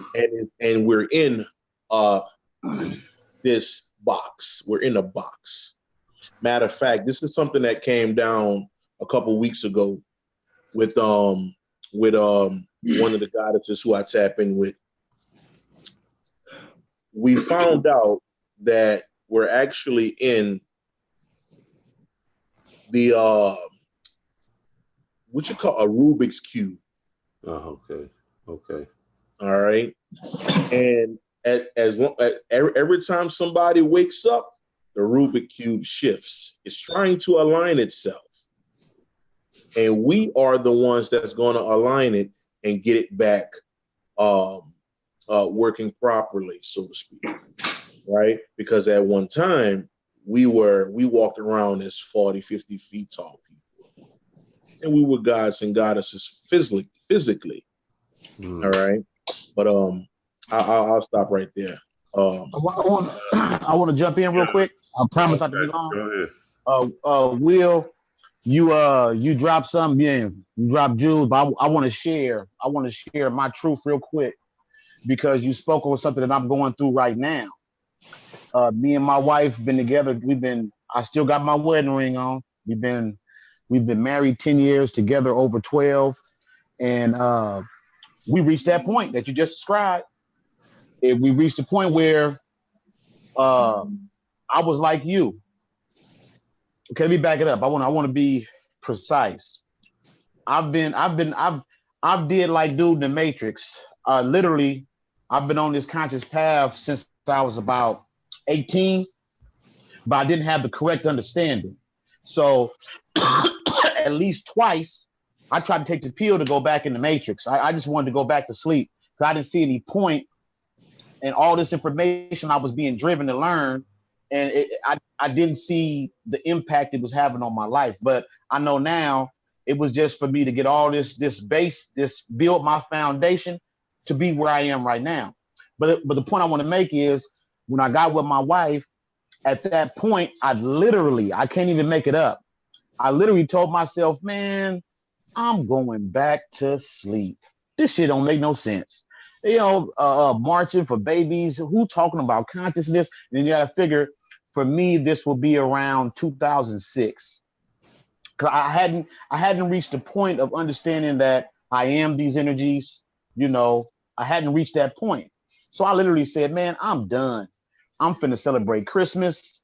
You know, I'm finna, you know, fuck it, I'm done. Well, I got with my wife, but as the way, like you said, my script was already written out. I still was a voracious reader, listened to lectures, but it became something that I put in the background. Well, around 2014, I was approached by Prince Hall Mason. And he said, man, you got too much knowledge, man. You're supposed to be a Mason, you know? And I was curious because, like I said, I gave up on learning anything, but something in me said, man, maybe they got something in their archives that, you know, I need to know. Because I still felt like it was something out there, even though I had told myself, man, I'm done with, you know, with all this. Well, the point I want to make is I expected my wife to be against that. You ain't becoming no Mason, none of that shit. Well, I did join. And the point I want to make is my wife became my spiritual protection while I went through that part of my life. Because she kept me from getting caught up in anything other than the knowledge that was being presented to me. I wasn't going to know all these Masonic functions. I wasn't going to sell pancakes on Saturdays. No, you go to the meetings, you bring your ass back. So I appreciate, in hindsight, I appreciate it because I was able to extract my knowledge that I needed, and I missed all of the human aspects. I didn't get caught up in none of the secular, whatever you want to call it. Well, something in me clicked, and I finally said, I got it. I got it. I finally understood it. And like you said, Will, put up an altar. Oh, I'm not gonna have a problem with that. Working with different deities, bringing crystals, talking to my kids about Baphomet. That's okay. You know, she was okay with it. But then it reached a point where I literally said, like, man, this is starting to impede my growth because now I got it. Now I know exactly what I should be doing. I know how to do it. I'm having these realizations, but it was starting to impede my progress. But like Will said, I did not have the heart to say, and I got 3 beautiful kids. Man, I'm gonna have to ride this out. If she was in my life, she's here for a reason. And that's when there's a saying that life is about the reason, the season, or the lifetime. Some people come into your life for a reason. Once that reason come and go, you guys separate. Some people it's for a season, which means it might be several years, might even be several decades. But when that time comes, you separate. And then there's those few that are for a lifetime. But you put them all on your path to make sure that you reach a certain point in your growth. So for me, it just wasn't working. I knew it wasn't, but hey, you know, life is like Married with Children. You know, you watch all these sitcoms, all the dads really is frustrated with their wife, but they there because that's their family. Well, something similar happened, but it was opposite for me, Will. Man, spirit took over my wife.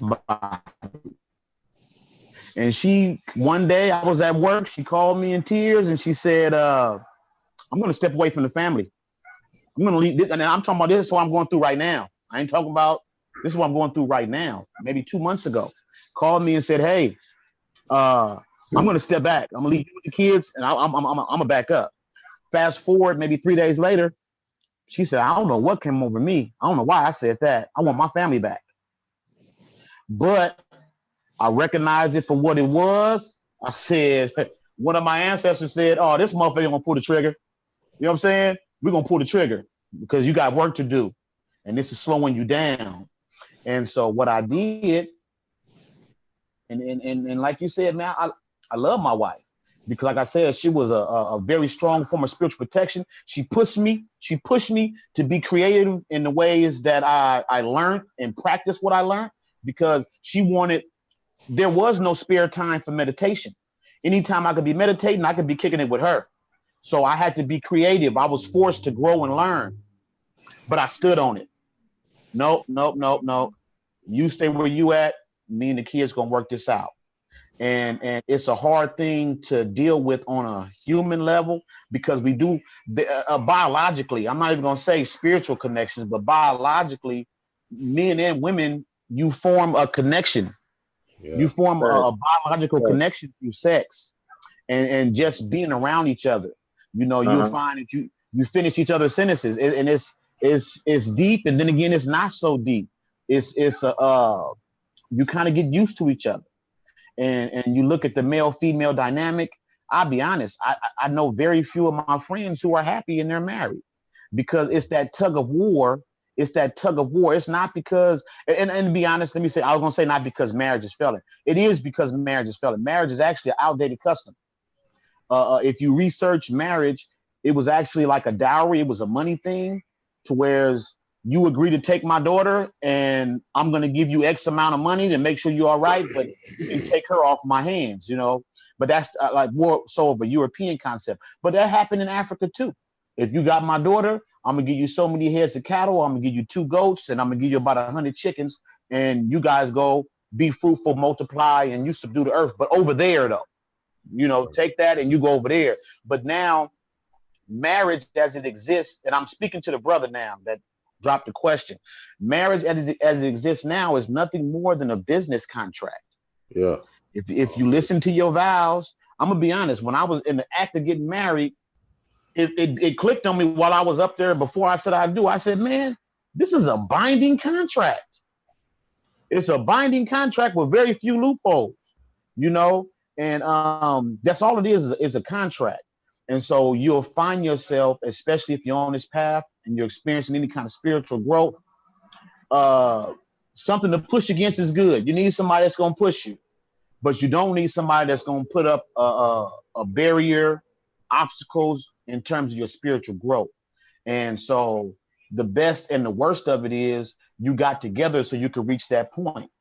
Now it's going to be kids involved. And that's the main thing I get is the kids. What about the kids? You know, all my kids know is having mommy and daddy. But I have to accept they made their choices before they came here too. Come on, Mike. Damn. They made their decisions. And the best thing about it is the same way I'm talking on this panel, maybe excluding some of the sexual references, but in terms of my language, cussing, how real I go, I talk to my kids. Matter of fact, dream-wise, I was telling Dre, I was telling Mook one day I walked up on my son. My son's autistic and he's 12 years old. I walked up on him. He was watching YouTube. So I looked over his shoulder. He was watching D-Ray's YouTube channel. I looked, I said, what you doing? And he looked like he got caught doing something. I said, nah. Do your thing. Do your thing, won't he? You know, if that's what you're watching on YouTube, knock yourself out. So all this, and like I'll give another example. My daughter saw me when Panic came out with that video about a year or so ago about Baphomet. I was watching it on my laptop. My daughter walked up behind me and I paused it. You know, like what you want. Well, when I paused it had Baphomet on the screen. And for an instant, I was like, you know, I don't want to spook my kids. You know, I don't want them to see this. And I'm like, what daddy watching? My daughter literally told me, oh, she said, you like him too, daddy? And so I'm looking like, you talking about this on the screen? She's like, yeah. She said, I like him too. She said, but he never sits still for me. blew me away. And please believe I had a million questions for her, but I always try to tell myself I'm not going to tamper with what they got going on. My daughter see everything. At one point, we used to sit down and read Judica Illis's Book of Spirits together.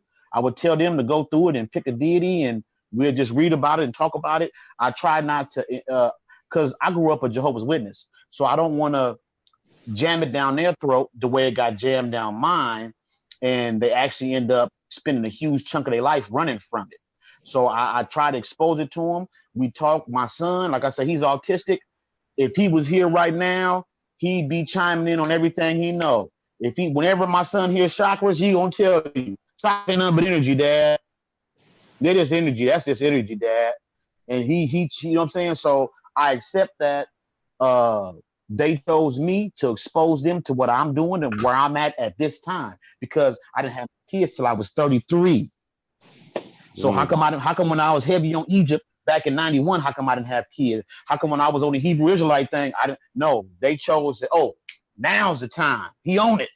He owned it. So we form these attachments, but more so selfishly for ourselves, and especially if we got kids. We say, oh, the kids, man. But they're just that. They baby goats. They're going to climb to the highest heights. They're going to cling to them cliffs. They're going to make it to the top. And as a matter of fact, I got twin daughters and they're both Aries. So when I call them baby goats, I mean, literally, they're baby goats. You know what I'm saying? They chose to come back as rams. So just to the brother, I'm literally going through what you're going through right now. And I have my weekdays. Like I said, I'm less than 2 months into this. And by all surface appearances, man, my life has gotten harder. Man, I got to get off work. I got to go get my girls from over here. I got to get my son from over here. I'm lining up babysitters because I was used to having this comfort, this blanket where I could say, I'm going to go to work, do my thing. You get the kids, you get that. Well, and I'm not going to say I do it all by myself. She drops them off. I pick them up. I work 12-hour days. Literally. I know I'll be on Facebook a lot, but man, I'm somewhere getting it in. And so, like I say, for surface appearances, and that's when I remind myself, nothing is happening that's not to my benefit. Whether it's ending a 12-year relationship and figuring out how I'm going to move forward from that point, whether it's, we just as men, and I'm speaking for the brother, as men, we form these attachments too. It's more known that a woman forms these bonds and attachments, but even as men, we form these attachments and we fall into a comfort zone. Even if your comfort zone is arguing constantly, we argue 24/7, but that has become you've normalized dysfunction is what has happened, and a lot of people don't have the strength or the faith to walk away from that normalized dysfunction. Now, for me, I knew it was coming because I would actually go into meditation, into the dream. I would act, especially the dream. Before I go to sleep, I would ask myself a question, man, where is this going? Because my spirit ain't about this constant argument and it got to the point where I would get a book in the mail and it'd be like, you got another book? You got what are you doing? Okay. So, I would go to sleep and ask myself a question, man, where is this going? What's up with this? And I would get my confirmation in a dream. I would get it. And so the point I'm making is, even if you don't want to act on it, it's going to happen. If it's for your betterment, your growth and development, it's going to continue. If it's not, especially when one of you is on this path and the other isn't, it's going to manifest. And if you miss the first time, it's going to be a second and a third and a fourth, but eventually you're working with these energies. And the thing about it is, you plug in a microwave, it's going to heat up. You plug a microwave up and you press them buttons and hit start, it's going to ding. And that's going to be what's going to actually propel you forward, to the left, right, or whatever. But I just want to chime in with that because I know that a lot of brothers is going through it. And the women too. I just want to speak from a masculine standpoint, but women too, because the women are a lot more spiritually inclined, their intuition, and they might be with a dude that, he just played PS4 all day, and man, she bought another crystal. Oh my God, is she talking about energy again? Right. And you might find yourself, and you just get comfortable when you say, well, this is what it is, and we all watch the same lectures, read the same books. We're going to objectify this divine masculine, objectify this divine feminine, but it's about finding in yourself, like we've been saying the whole time. It's not going to be personified in your other. It's going to be personified in yourself from inward outward. It's not going to be outward inward. It's going to come from within you, and then you radiate that outward. And some people really, I think, it's just as simple as your light be shining too bright, and man, they covering their eyes up, and that's really what causes you to separate. And even she, I have to say, man, she came out here to do her work too, and believe, of course, her spirit, like I said, maybe one of my ancestors, but her spirit stepped to the side and allowed one of my energies, one of my ancestors, to get in her body and say, hey, I'm gonna step back, and not like nobody was cheating, none of that. Our paths were too divergent, and that's just it. Yeah, man, family, that's what it is, man. Because at the end of the day, we talking about like literally changing going with the flow, going with what feels right, going with what it is, right? Shout out to all the family that's in the chat room, and we got like about 20 minutes in this thing. My nigga Michael Bell just dropped some jewels on the family.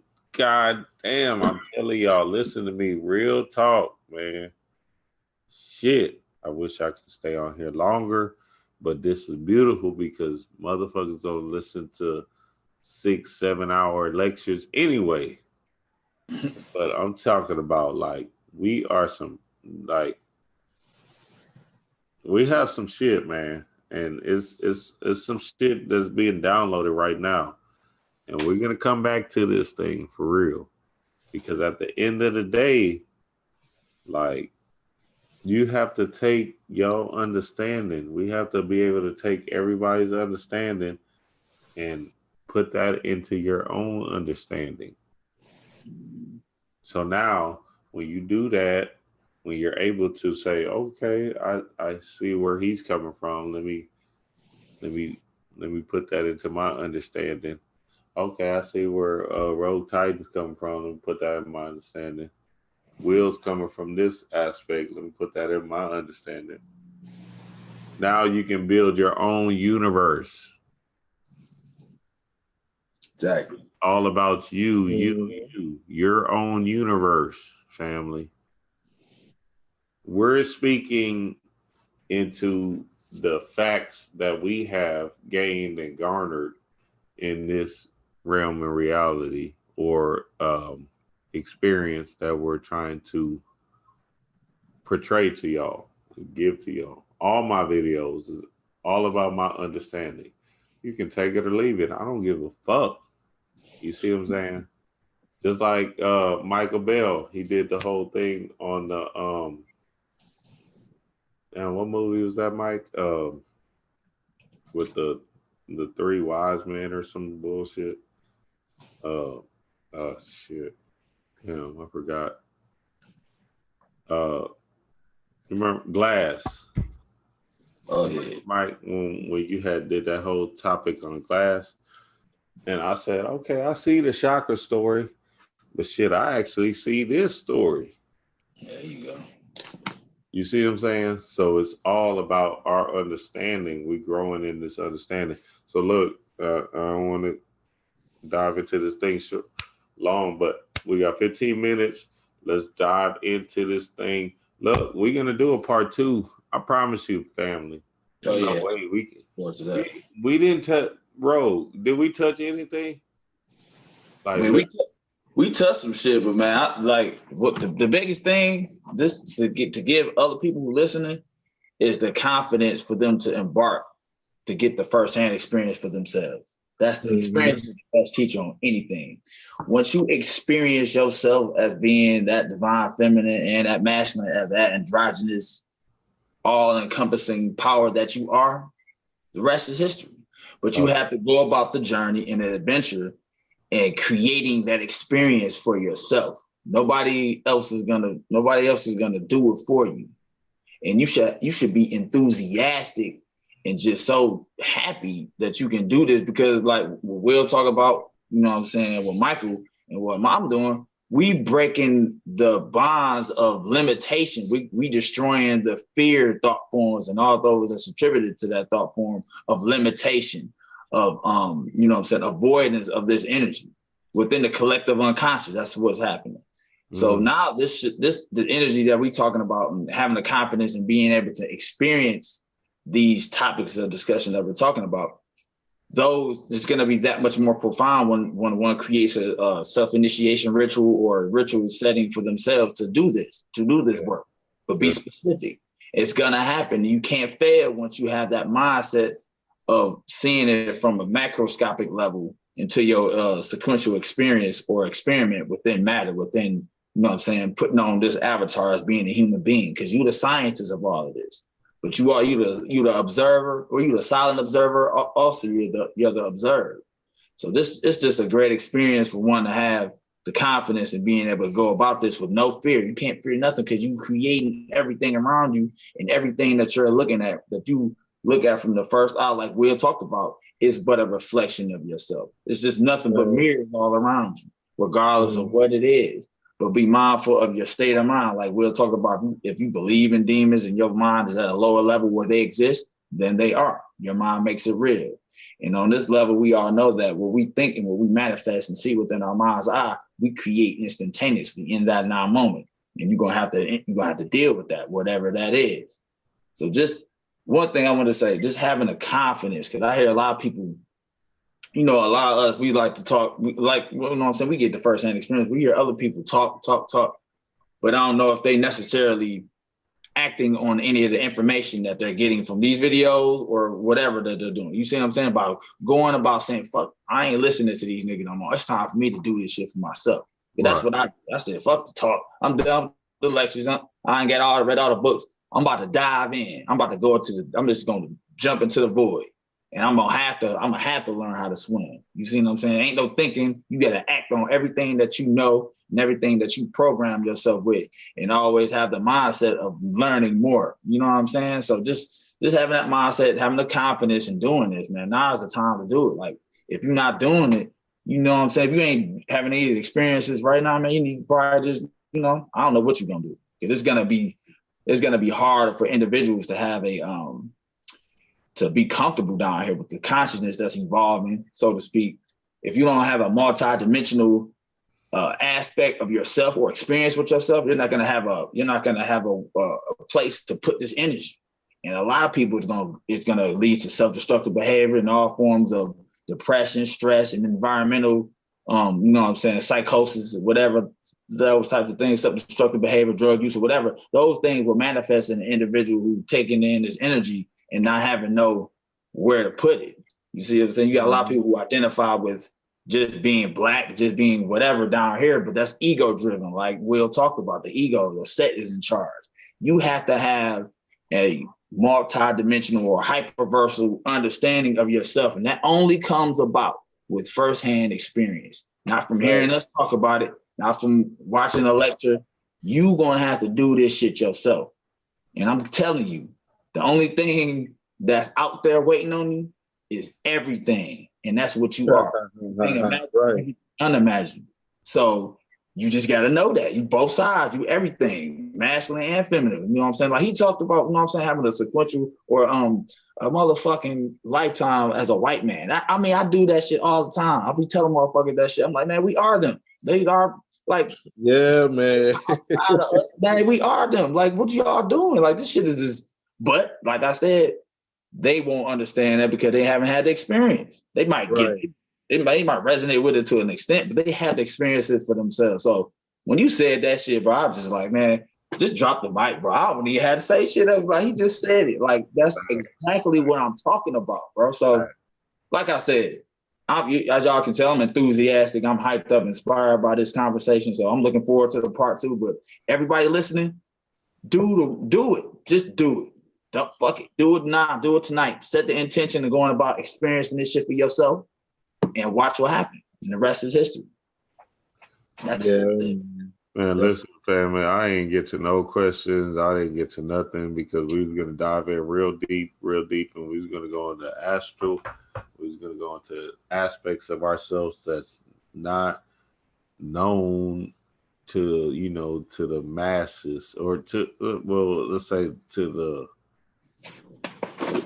1% that understands this information, you know what I'm saying? Because there's a level of understanding that you got to get to because you did the work and you built up that that I guess what you were saying, Rogue, that confidence or just that understanding. Really, it's just a knowing basically. Yeah.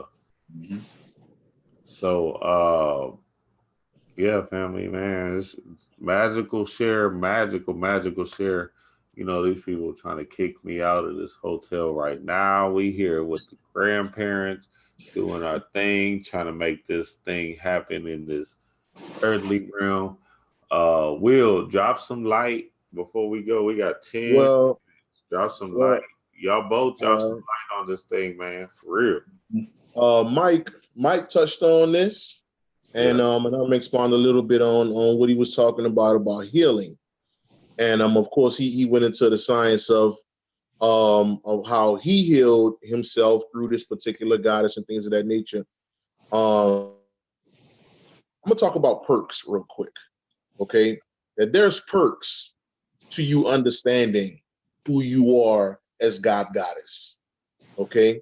There's perks to this, okay? It's not just something that, okay, well, I know I'm a God and that's it. That's life. Nah, understand this, okay? You got people, quote unquote, dying every day with cancer, diabetes, this, that, and the other, okay? The higher you go and the more you understand yourself as God Goddess, okay, your healing basically starts to happen instantaneously. You understand? Let me give you a couple experiences. I remember at this time I was driving for a company named Swift. So I'm all over the country. I'm driving. And I felt myself getting sick. And I'm like, man, what's going on? I'm trying to figure this thing out. So what ended up happening was my feminine half, who I've learned to know and talk to. When I do my meditation session, she's the one. She's actually standing over my head, but she's the one who I'm always talking to and getting people the information, things of that nature. So I felt this sickness coming down, and I'm mad. I'm furious because I'm like, okay, I don't supposed to have no sick. Like, what the hell is going on? So what was going on was this. It's something that the brother said earlier. All of us said this, you know, there's no pleasure without pain. Okay. So I'm driving and I'm feeling myself getting a little dizzy and stuff like that. And then I hear somebody say, you had enough. And then all of a sudden while I'm driving, I see myself stretched out on a table. Okay. And then I see the goddesses putting their hands over me and things of this nature. And then I kind of snapped out of it. And then I'm just driving. About 15 minutes later, I hear somebody say, do you feel sick now? And I thought about it. I said, oh shit, no, I'm good. She said, okay. I just wanted to show your ass something real quick. I just wanted to show you how y'all think a disease and all of this can consume you when the whole time, okay, it was just a level of your consciousness. It was the level of your mind. Okay. I had a couple other situations happen where I had a pounding headache. Okay. Certain levels that you reach, all right, on your journey, and certain levels that you reach in your dreams, okay, can have the avatar hurting sometime or on a certain level of pain and headaches at the crown of your head. Okay. Headaches at the crown of your head. So I would wake up with these headaches at the top of my head. I'm like, man, what's going on? You know, this shit is crazy. So the last time it happened, I called, I hit up one of the goddesses, who I go in with. I said, listen, this is what I want to do. I say, meet me in the ER. Now, mind you, I'm in Florida. I was on the road. I'm in Florida. She was in Atlanta. So I hit her up. I said, listen, meet me in the ER. So we did that. Okay. So when I met her in the hospital room, I said, listen, I have a headache at the top of my head. I don't know what the hell it says. She said, okay. So we're in meditation now. She put her hand on my head. And then another lady, an older lady, came in and she did the same thing. And she said, Will, right now, the pain that you're feeling is going into my arm. I feel it physically. I said, okay. I said, damn. Within 60 seconds, my headache was gone.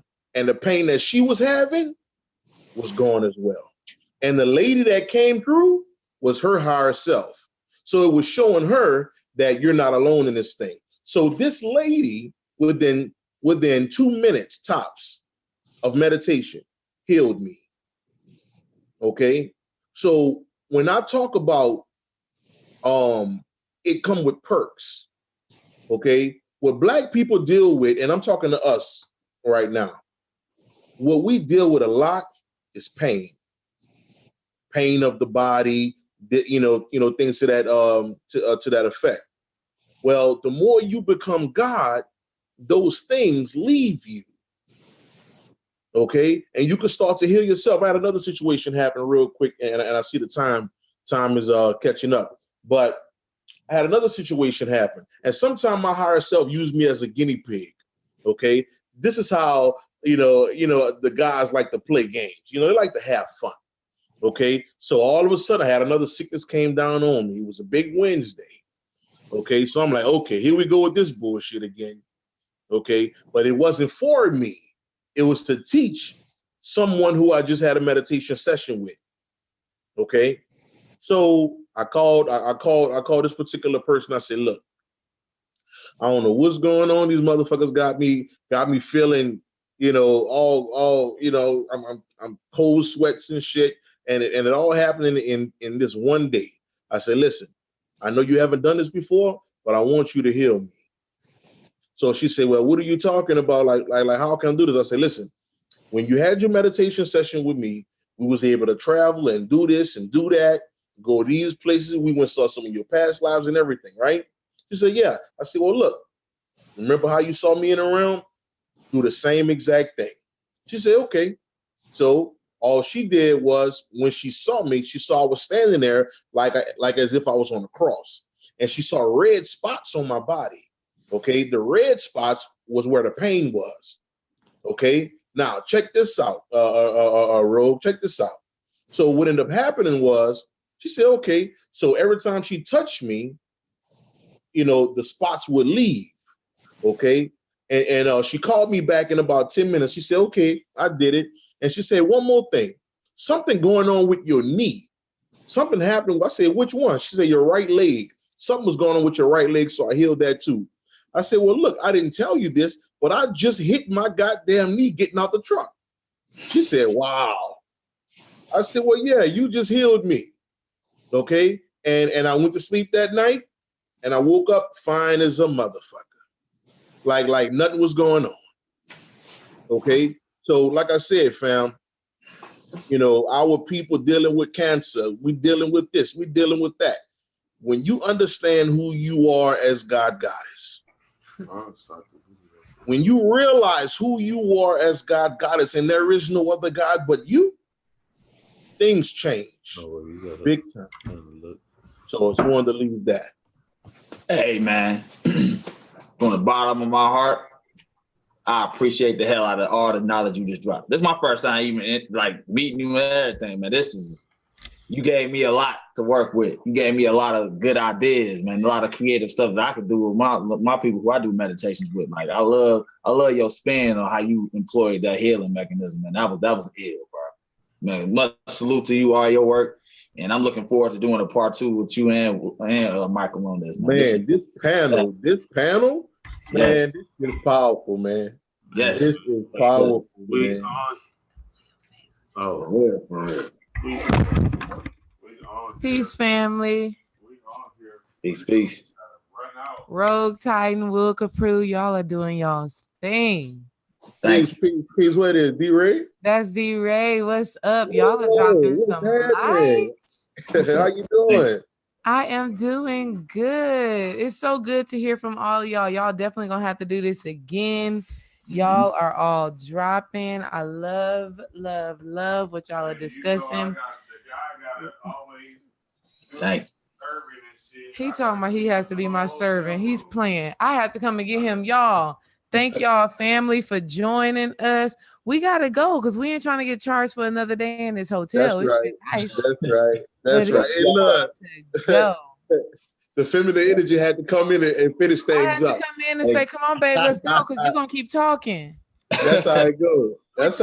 All right, mama. Fact. Hey, I love y'all, man. Been dropping some science, so it's hard to get off. You just want to keep going. Grab this water jug real quick. Yeah, man. I definitely, man. I love y'all, man. Appreciate everybody, man. Just hit my email up when y'all trying to do this again, man. I'm down for it. It don't matter. Oh, we're gonna do it again. You already know. That's what I'm saying, man. There's a brotherhood. There's a family. There's a energy that's happening. And at the end of the day, it's like, man, it's just magic. And if niggas ain't resonating with this shit, that's what it is. We can't really fault them for that. Right. You know what I'm saying? It's like people that do resonate with this energy and this level of consciousness is happening right now, and they need to be in the now right now. Hey, we don't gotta walk out the door, goddamn, at one. We gotta walk out at one. Babe. We got the late checkout, y'all. This that human shit, man. He's human. We gotta balance this whole thing out. Grab the water, baby. What you doing? But look, hey, look, man. I'm telling you, family, we are something else. This is oh, okay. We got the Hispanic people with us. Okay, they trying to clean this room. Go ahead, go that way. But Hey, now, look, family, I'm in the room with y'all. That's weird. I appreciate the family, man. You know, we chaos. We be traveling and doing all the kind of goofy ass stuff, trying to make this thing relevant to people's lives, to understand that this human is not real and we can just do whatever we want to. Even if they want to kick us out. You want to say something to the mic? Please say something. Yeah. See, even the lady said something. She's like, shit, I'm about to kick y'all ass out. Y'all better recognize it. Yeah. But at the end of the day, what I wanted to say was I appreciate all the family. I know Mike had to go. I appreciate you, Will.